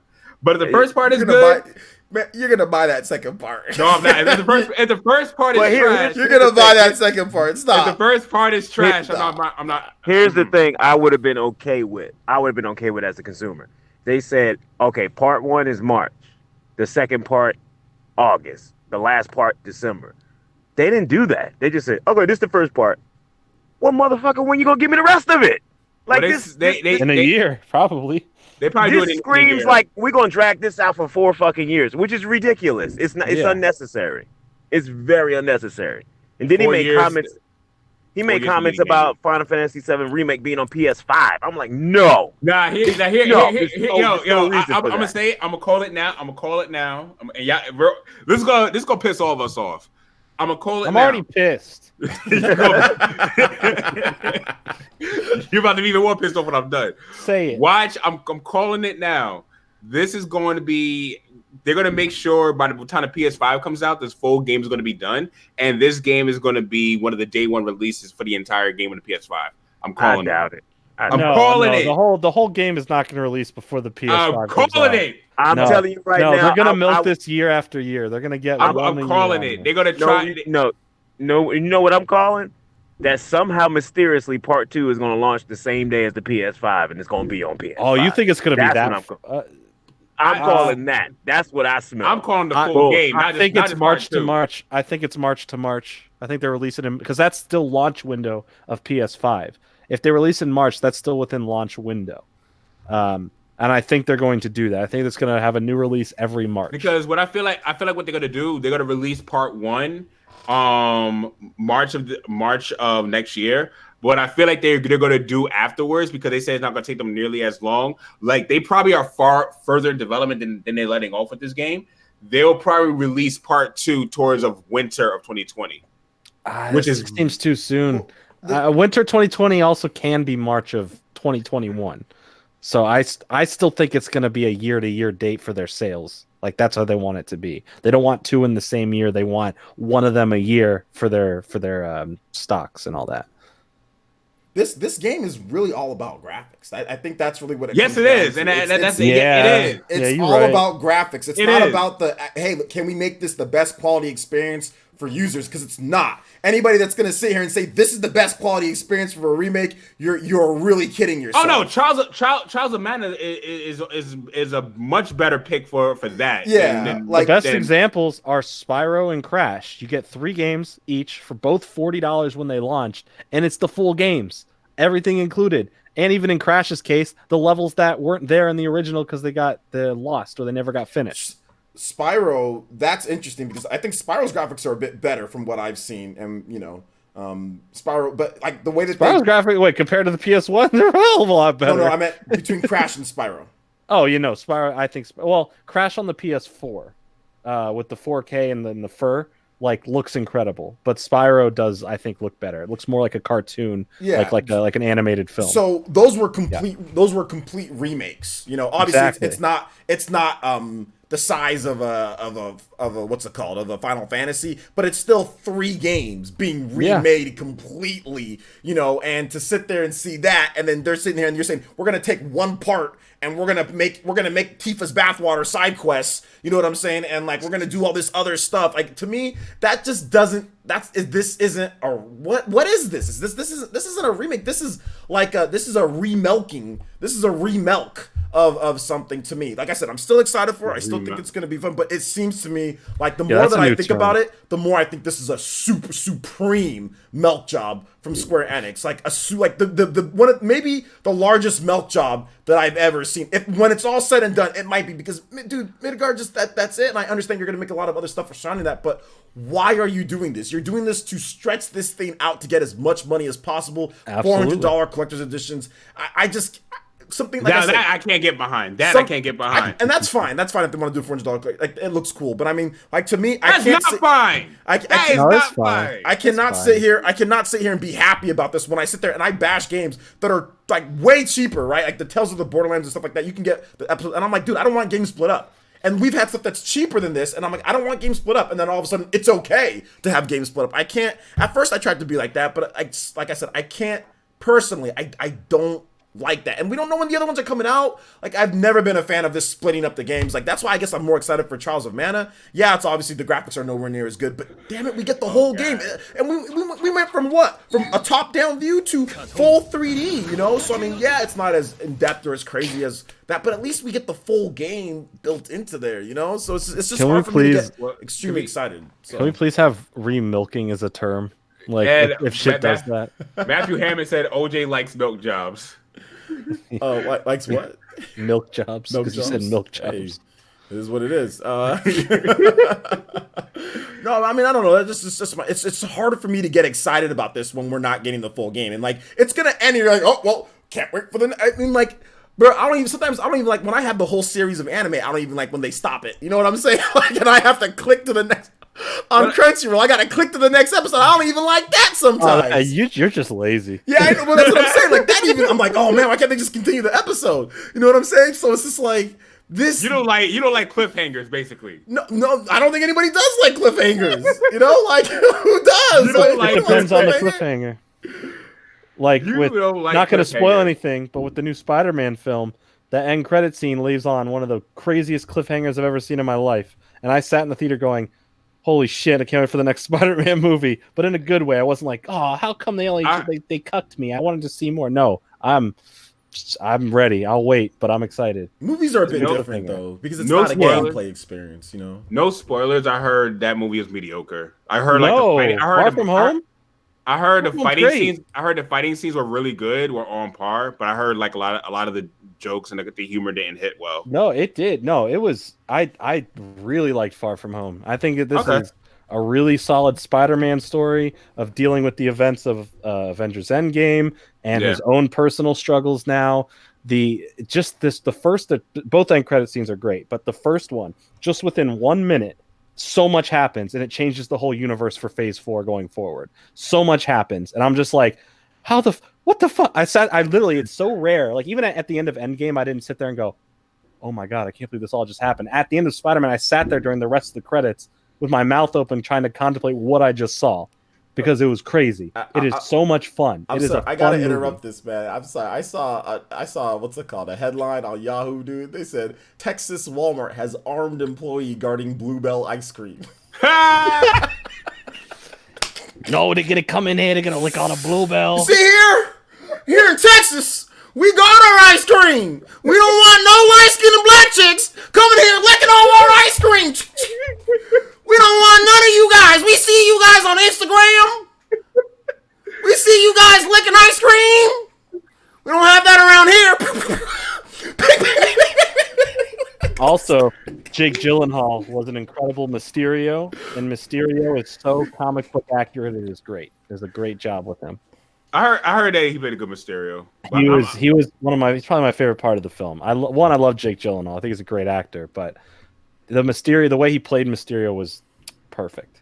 It's great. Loved it. Yeah. Yeah, but that Bluebell ice cream. Yeah. I'm sorry.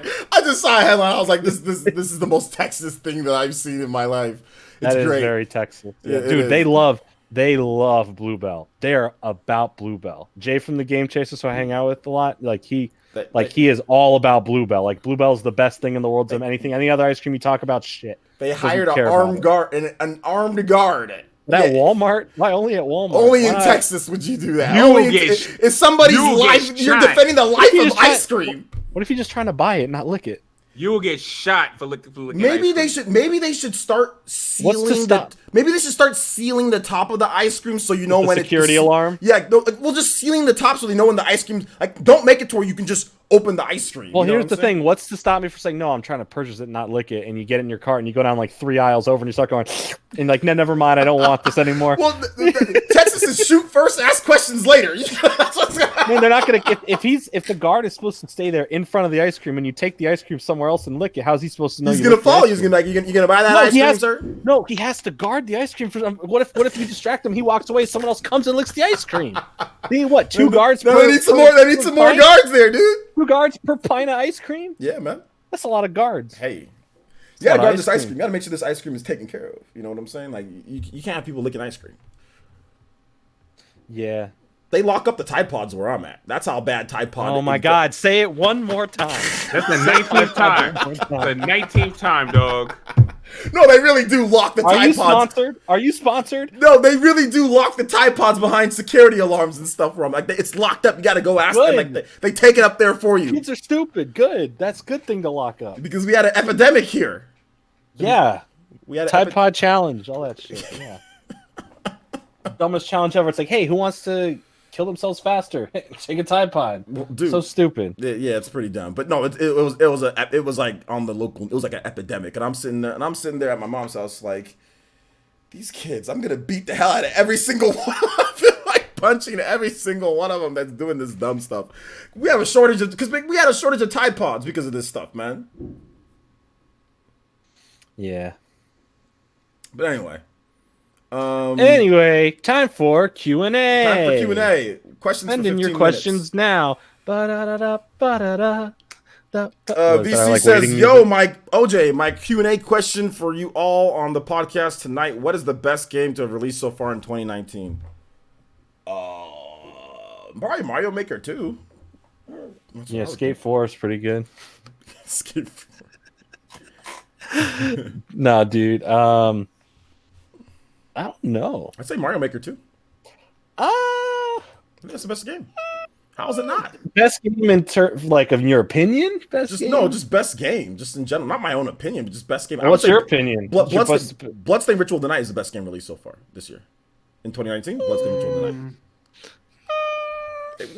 What is what game's better? Anthem?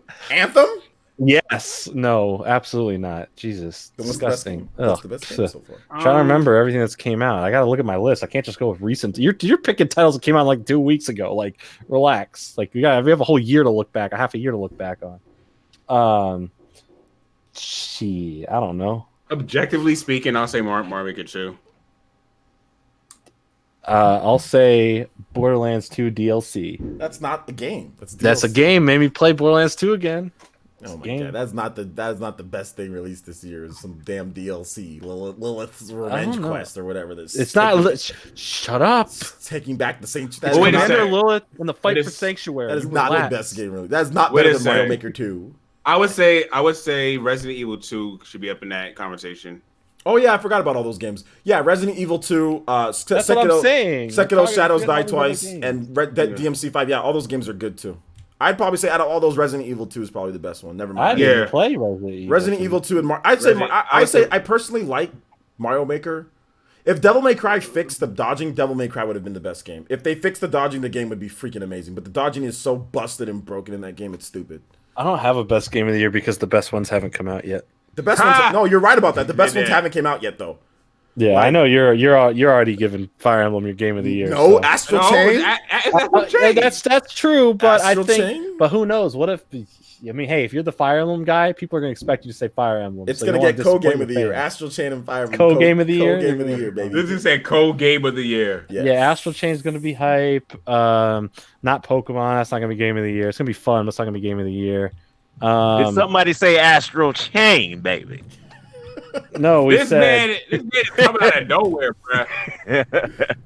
Oh, dude, it's gonna be Animal Crossing. Oh, wait, damn it. Game of the year, baby. Game of the year. It's gonna be. Oh yeah, Borderlands 3. There we go. Oh Lord, you still stuck on? You still stuck on Astral Chain? You still stuck on Borderlands 3? Shut your flat grass ass up. Oh! I'll take you on a wrestling match right now. Oh my God! Don't do that.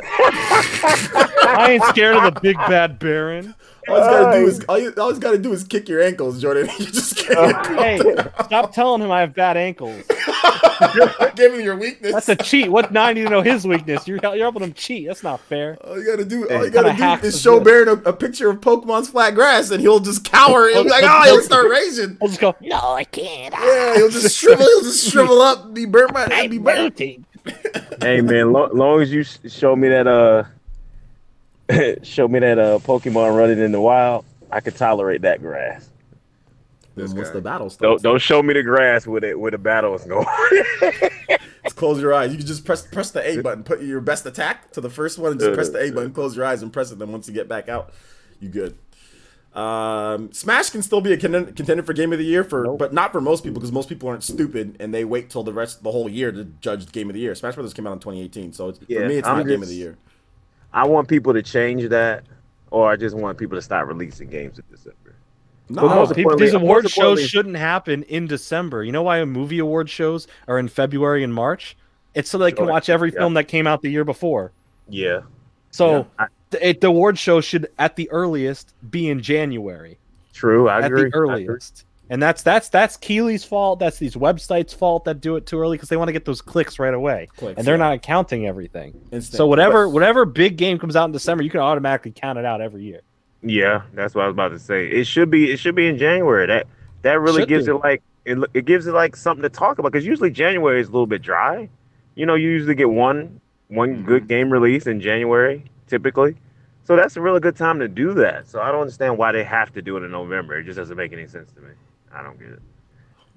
Probably because of marketing wise, Game of the Year, voting, the clicks and all that. Plus ads at that point, they do it right before Christmas. Their ad placements for stuff are a lot higher. I get why they do it. They make a lot more money doing it then than in January. A lot more press, but it's dumb. It is, and that's my TED Talk number 3. Thanks for coming to all of them. Appreciate it. Any more questions? Any more questions from the chat? Hey, anyone got a question? How about you? You got a question? Somebody asked about PS5. He said it's coming out. Final Fantasy VII Remake Episodic stuff reminds me of Metal Gear Solid Ground Zeroes. It's not it's not really like Ground Zeroes though. Because say that. No, that's not a good example. It's not a good example because Ground Zeroes was literally just a level. What the hell Ground Zeroes was? It was like, hey, walk through this camp. Yeah, for $40. I think it was $30. That was 40 when it launched, and they dropped it to 30 and then 20 really quickly. And now it's like $1 in a lot of places. Oh yeah, no, it's literally nothing. You can buy the game that comes with Ground Zeroes put into it. They have a combined pack. Ground Zeroes. Yeah. Why would you want to play? There's no incentive. You just walk through a camp. So, but yeah, it's not like that. But I mean, it is what it is. But anyway. Hey, what's your favorite Pokemon? Manaphy. I actually have a new necklace. Man, J2 Blue mine is Arcanine. Arcanine's my favorite. Arcanine? It's a cool Manaphy, and I love Arcanine? Arcanine's a dope Pokemon. Yo, Arcanine's dope. God, Don't you Arcanine. dare. Don't What's you dare. Wait, what's wrong with Arcanine? Ooh, Arcanine. Well, Baron's gonna be like, I like Machamp. Nah, my favorite Pokemon is Pidgeotto. Really? Pidgeotto? Yep. What are you? The I like Azalea Town bird gym leader? Pokemon. I like bird and flying Pokemon. Are you the Azalea Town Dude, gym leader? Arcanine would roast Pidgeotto. We having chicken. We having chicken tonight. Arcanine is such a better Pokemon than Pidgeotto. Dude, Arcanine is a pseudo legendary Pokemon because back in the original series, they had him up there as he was going to be a legendary type, but they downgraded him, so he's a pseudo legendary. No, but even like if you're talking about like the Pokemon games, Arcanine has a powerful piece. If you build him right, he's pretty good. Because like you gotta build him right because he doesn't learn anything like when he's like because you have to use a Firestone. But like they're like literally lighting fireworks like right there. But anyway, but dude, like he learns extreme speed. Extreme speed is awesome. Extreme speed is really good. It's really good. It's like if you learn all of his moves while he's a Growlithe, and then you evolve him with the Firestone after that, he's really good. Like You EV train him, you get him going, and then Just for Baron, I hope when they cut some Pokemon out of Sword and Shield, I hope Pidgeotto's getting cut. Pidgeotto's getting cut. Listen, you know Pidgeotto ain't getting cut. No, they're gonna have Staraptor. They're gonna have Staraptor instead. No, they're gonna have a brand new bird Pokemon that replaces them all. If they have a legacy bird Pokemon, it's gonna be Staraptor. I guarantee it's gonna be Staraptor. They're not cutting Pidgey and his evolve form. No neck. It's gonna be Staraptor because Staraptor's better. They have to think about the competitive scene. Yeah, when they keep these. Pidgeotto's trash. Nobody uses Pidgeotto. Yes, they do. Pidgeotto is popular. Nobody uses Pidgeotto. What do you mean? Arcanine's one of the most popular. What do you mean no one uses Arcanine? Man, fuck that mutt. Yo, we having chicken tonight, yo. Yeah, I'm gonna get on. Anyway, dude said Pidgeotto. This dude even say that the fully evolved form. He said the second evolution. I like his second evolution name. I don't like the Pidgeot. It just sounds like they was lazy in making a name for the final version. Pidgeot. First of all, it's Pidgeot. Pidgeot. It's still stupid. It's still stupid. They could have came up with a better name than that. Matthew Evans says, what will release in the last quarter of 2019 on the Switch? Games? What happened? What'd you say? I didn't hear you. Probably like Witcher, what's it called? Witcher 3? Witcher 3. They're going to have Sakura, Rice and Ruin. That game's actually looking kind of dope if you haven't seen that game. They're going to have Luigi's Mansion, October, November, December, so that'll be like the last. So they're going to have Luigi's Mansion and other stuff. They're going to miss the boat. They don't get that out in October. Yeah. Well, I mean, people are going to buy it regardless, but yeah, it would be great if it was October. Yeah. I think it's going to come out right before Halloween. That should be. Yeah. That's the best marketing thing. Yeah, I think it comes out right before Halloween, and then we'll see Bayonetta first trailer at the Game Awards. I think we will see Bayonetta in the September-October Direct. I said nah.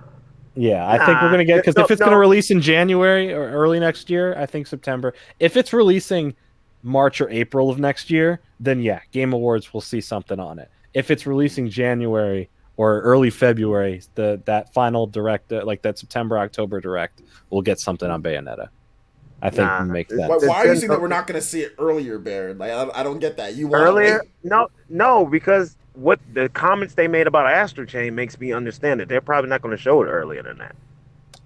But the thing is, Astral Chain will be out before the September-October direct. Oh, Astral Chain is coming out on the 30th of August. Exactly, the game will be out. I understand that, but they want the attention. Then 30 days later, they do a direct, and it's like, hey, Bayonetta's coming. Nah, they want the attention solely to be on Astral Chain from everything they've been saying. But it'll be out. It'll be selling. They don't need any more attention on it. People will be covering it on YouTube. You'll have like 17 videos on it. OJ will be remilking it every day. Bro, I'm gonna have like 17 videos tomorrow. Like yeah, like the game's gonna run its course really heavily that first month or so before a direct comes. It's gonna do fine. Then they can focus on Bayonetta promotion. That's why they probably haven't said anything. They want the game out first, and then once it's out, it gave it a month. Then they could be like, "Hey, don't forget we have Bayonetta. So you like Astral Chain? And you never played a Bayonetta before? Hey, start playing Bayonetta now. It's coming soon." I still feel like it's Game Awards. Nintendo has been keeping this little small tradition of having a big announcement at the Game Awards. So I think they'll have a bigger announcement than Bayonetta 3. What is the big announcement at the Game What Awards? would be bigger than Bayonetta 3 at Game Awards? Literally anything. It's not going to be Prime. Literally It's anything. Definitely not going to be Metroid Prime. Literally anything will be bigger at this point. Literally anything. Started at the Game what if Awards. it's Pikmin? Big. That's huge. Yes. Pikmin 4. That's it's not coming. bigger That's than not bigger Bayonetta. than Coming, baby. Prime, Metroid Prime trilogy. If they did Pikmin, no, that's not bigger than Bayonetta 3. F-Zero. Oh no, you know what they would do? What if they came out with a brand new Legend of Zelda Breath of the Wild 2 trailer and they gave it a release date for a year from then, for like next that's November. bigger than but that's way that bigger would be than bigger. That would be bigger, but not Pikmin. But No, the list I was is, kidding like, with very Pikmin. small. I know you were Pikmin. I know you were Pikmin. Yeah, I knew you were Pikmin. Shit, you know it. You know, purple Pikmin. I think Bayonetta is going to get more love to it sooner rather than later. That's good. I want it sooner. I mean, at the Game Awards. Yeah, why are you trying to wait for it longer, Baron? I'm trying to help you. I want my baby mama to have all the attention. I want her to have all the attention. I don't want nobody attention. She would nowhere. She would without the Game Awards. She doesn't need. I mean, that's true, but the thing is, if it happens at the Game Awards, everything would have been out already. Everything's been released. There's nothing else to talk about but my baby mama Bayonetta. That's it. That's the only thing you could talk about because that's the only thing that's going to be focused. So that's what I want. But the thing is, you're dealing at that point with a bunch of other companies talking about games and new announcements. Like last year at the Game Awards, it wasn't just like Nintendo with stuff. They announced CTR there, like they announced other things there, so there's other attention spread out. If they have a brand new Nintendo Direct in September, October, and they end it on a brand new trailer, a first time reveal, gameplay, whatever, of Bayonetta 3, it's done. It wins. It gets hyped out and it's talked about. Right. And then maybe a new trailer at the Game Awards, but a first reveal trailer. Maybe gameplay at the awards, first trailer, and a September, October Direct. Nah, every time Nintendo reveals something. Okay, be realistic, damn it. I can't argue with like a brick wall. I'm being realistic. Every time they revealed something at the Game Awards, it was very buzzworthy, and it kept the buzz going for months after that point. No, not at this point. I hope they cancel it. It's whatever. Dang. It's okay. Guys, you heard it here first. Inside information. Bayonetta 3 canceled. Development issues. Astral Chain 2 confirmed. Astral Chain 2, baby. Let's go. There you go. Hey, everyone forgot about Bayonetta quick, didn't they? I'm already ready for Astral Chain, baby. I'm ready for Fire Emblem 3 Houses and Marvel Ultimate Alliance. I'm ready for all of it, honestly. This is ridiculous. I'm ready. This month is nuts. Did you see the new Japanese trailers for Ultimate Alliance 3? Did they have ones? When was it posted? About 2 days ago. No, I don't think I saw the new trailers. Is that the 19th? When does that come out? I finally watched Into the Spider-Verse though. So and Miles Morales, I'm definitely gonna be using him. Like definitely gonna be. I gotta great movie, huh? I'm gonna get a Netflix account for a month and just watch it. Yeah, yeah, it was on Netflix. I watched it in 4K. It was fantastic. Oh, dude, I gotta get back to watching Stranger Things after this. Yeah, fantastic, man. It was really good. But yeah, no, Into the Spider-Verse is great.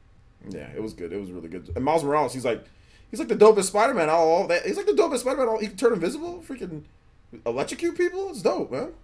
So yeah, man.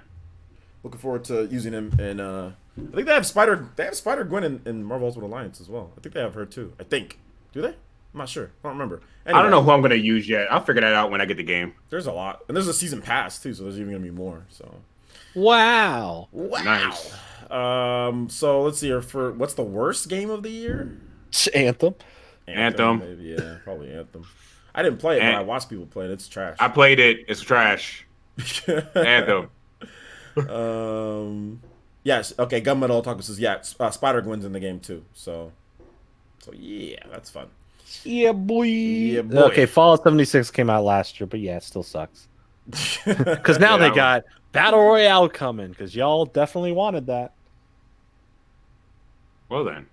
All right. They better have Cyclops in the DLC, the season pass. No, that's too much to ask for. Canceled. Game's canceled. They need Cyclops, man. They need some Cyclops action in the game. Also, who's the I don't think Omega Red's in there either.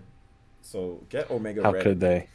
How dare them? And like Iceman. Do they have Iceman? I don't know if they have Iceman in there, but man, they better have Iceman. It's an Omega level mutant, man. You gotta have Iceman. You gotta have Omega Red. You gotta have Juggernaut.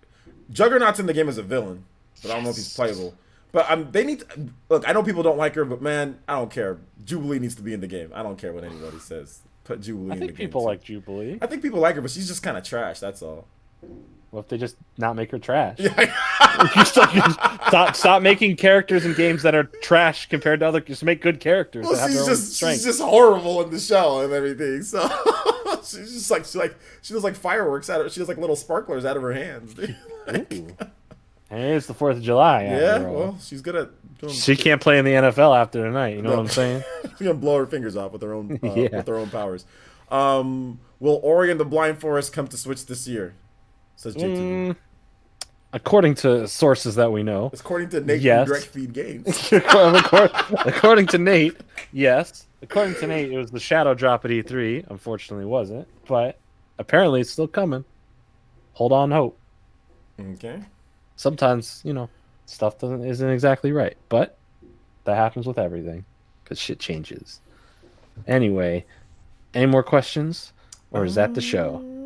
I think we're going to go ahead and call it right there. All right, guys. Thank you so much for watching. Do appreciate it. Make sure you guys subscribe to the channel. Got a Fire Emblem 3 Houses video going up tomorrow morning at 6 a.m., 9 a.m. Eastern Time. So make sure you guys check that out. So we're going to go around the horn. We're going to start off with Jordan. Jordan, my man, where can they find you at? Hi, I'm Jordan Fringe, and I'm freshly faced back to YouTube. Got a whole new set, got a whole new vibe, whole new energy. If you like Pokemon, that's not just talking about the video games. That's talking about the whole aspect of Pokemon card collecting, all that fun stuff. Check out my channel. Here's my newest video. I finally returned. I have a new video coming out tomorrow. Thanks to all love and support during my hiatus, because this is one of only the few places you can find me on the internet for the past month and some. But thanks, guys. Yeah. All right. Cool. And shout outs to Fringe Fam. Thank you for another 100 bits or 100 core crystals for tonight. Thank you. He says last minute bits. Thank you, man. Appreciate that. Abaddon, where can they find you at, my man? And you guys can find me at Abaddon Smith at youtube.com or ASVG Beats. In fact, came out with a new beat on Tuesday. Did a lo-fi remix to Persona 5, Beneath the Mask remix. So I put that in the chat for you guys. And yeah, so go ahead and check that out. Tomorrow I will be, I should have it done by tonight, but I'm going to have my Too Many Games vlog on the main channel. So you guys can check that out. And tomorrow night, you got nothing to do Friday night. If you're just chilling out about 10:30 p.m. Eastern Standard Time, come through to the Chillcast. Going to be talking about... this week was dry. We'll figure it out. We'll just come through for a fun conversation. Nah. Hey, can I rap over your beats? Can you pay me? Okay. We was homies. That's what I was asking. Try to get that pass real quick without you copyright claiming. Nah. I'll put this out here for everyone to listen to. Any beat that goes on my YouTube, you can use in your YouTube videos. Just make sure you credit me. Credit everyone. Absolutely. Also, real quick to VC. Yes, we're still working on stuff. We're reformatting a few things, but yes, we're still doing the other channel. All right, sorry. Go ahead, Baron. Yeah. And that's the show. Bayonetta is canceled. Have a good night. Bayonetta is going to be epic. Probably 2020 Game of the Year. Astral Chain, probably 2019 Game of the Year. Platinum Games going to take 2 awards back to back. You heard it here first. You out here being Mr. Fantastic out here. I see you. So, yeah, y'all know where to find me. Of course, I can't type that in the chat at the moment, but y'all know where to find me. Are you still driving? Yes, he is. Hold up, I got you, man. Yeah, I done stopped like 8 different places, so that's my fault. I got you. I'll good job. Also, everybody, hope you had a happy 4th of July. Hope it was lit. Also want to say, if you're one of these people in America that drive around on these scooters that you can fucking rent from Uber, Lyft, and Bird, I hate you to death. I can't stand them things. I felt that. Oh man, I don't know if they OJ do they have those? They probably have them in California. I have them in LA, yeah. Yeah, it's so annoying. It was cool looking at first, but damn, there's so many people riding these things and they try to take over the road like they own it. Like you're on a scooter that's like 8 ounces, and it's like, what are you doing? Like, I've seen so many people get hurt on them things and get hit. So it's like, yeah, they got them in LA. When I went to Los Angeles to play Fire Emblem Three Houses, I saw them all over the place. So yeah, that's the show for today, guys. Thank you so much for subscribing. Appreciate that, Drew Butler, and also Ravens Choked. Ravens choke. What year was that? What year did the Ravens choke? Wait, when did the Ravens choke? That was a while ago. That was a minute ago. That had to be before Flacco won the championship. I think that was either before Flacco won the championship or it was after Flacco won the championship. I know they ain't talking about this past year because Lamar Jackson wasn't taking nobody nowhere. The dude can't throw. They must have been talking about this year. They choked kind of at the end. I mean, I'm not really sure, but I mean, how did they choke? They had a running back at quarterback. What happened. So it's like, I'll tell you something right now. Y'all remember that running back Ryan Matthews from the NFL? He played running back. He played quarterback. He's from my area. He played quarterback, but he was a running back. And sometimes it works. They won a title in high school. Oh, whoop-de-doo. I know. It's a little bit different. They moved him straight to running back when he got to Fresno State. They didn't even think about it. He went straight to running back. Anyway. All right, guys. Thank you so much for watching. That's the show, and we'll see you guys next time. Actually, hold up. Let's rate somebody. Oh, rating. Let's rate somebody. Who's streaming? I got a Who can you rate? I got to rate on Twitch, so it's got to be a. Yeah, because Twitch has a raid feature. Yeah, Twitch actually has like where you can like for real raid. Not hey guys, here's a link and go over there. Yo, I actually got I got one of my friends who's streaming. Hold up. On Twitch? Yep. What's his name? Her name is literally Story Mode Bay. Exactly how it's spelled. Story Mode Bay. So she just okay. So she's got a few people watching. Yep. Yeah, what's she playing? She's playing Sleeping Dogs? Yep. Okay. Shit. Yeah, let's go. Where's the sequel? Awake Cats. / Story Mode Bay. All right. You guys all go raid Story Mode Bay. She's playing Sleeping Dogs. Sleeping Dogs where the dogs don't sleep. I let her know that. You guys all go over there. We gotta let them know. Let them know. Let her know. Let's beat out. She has 83 people watching. 83 plus people go over there. Let her know. So let her know. Anyway. Wait a minute for that raid. Wait a minute. Ain't Big Chunky streaming? Oh, my bad. Get out of here. All right, guys. Peace out. Peace, y'all. Oh my gosh.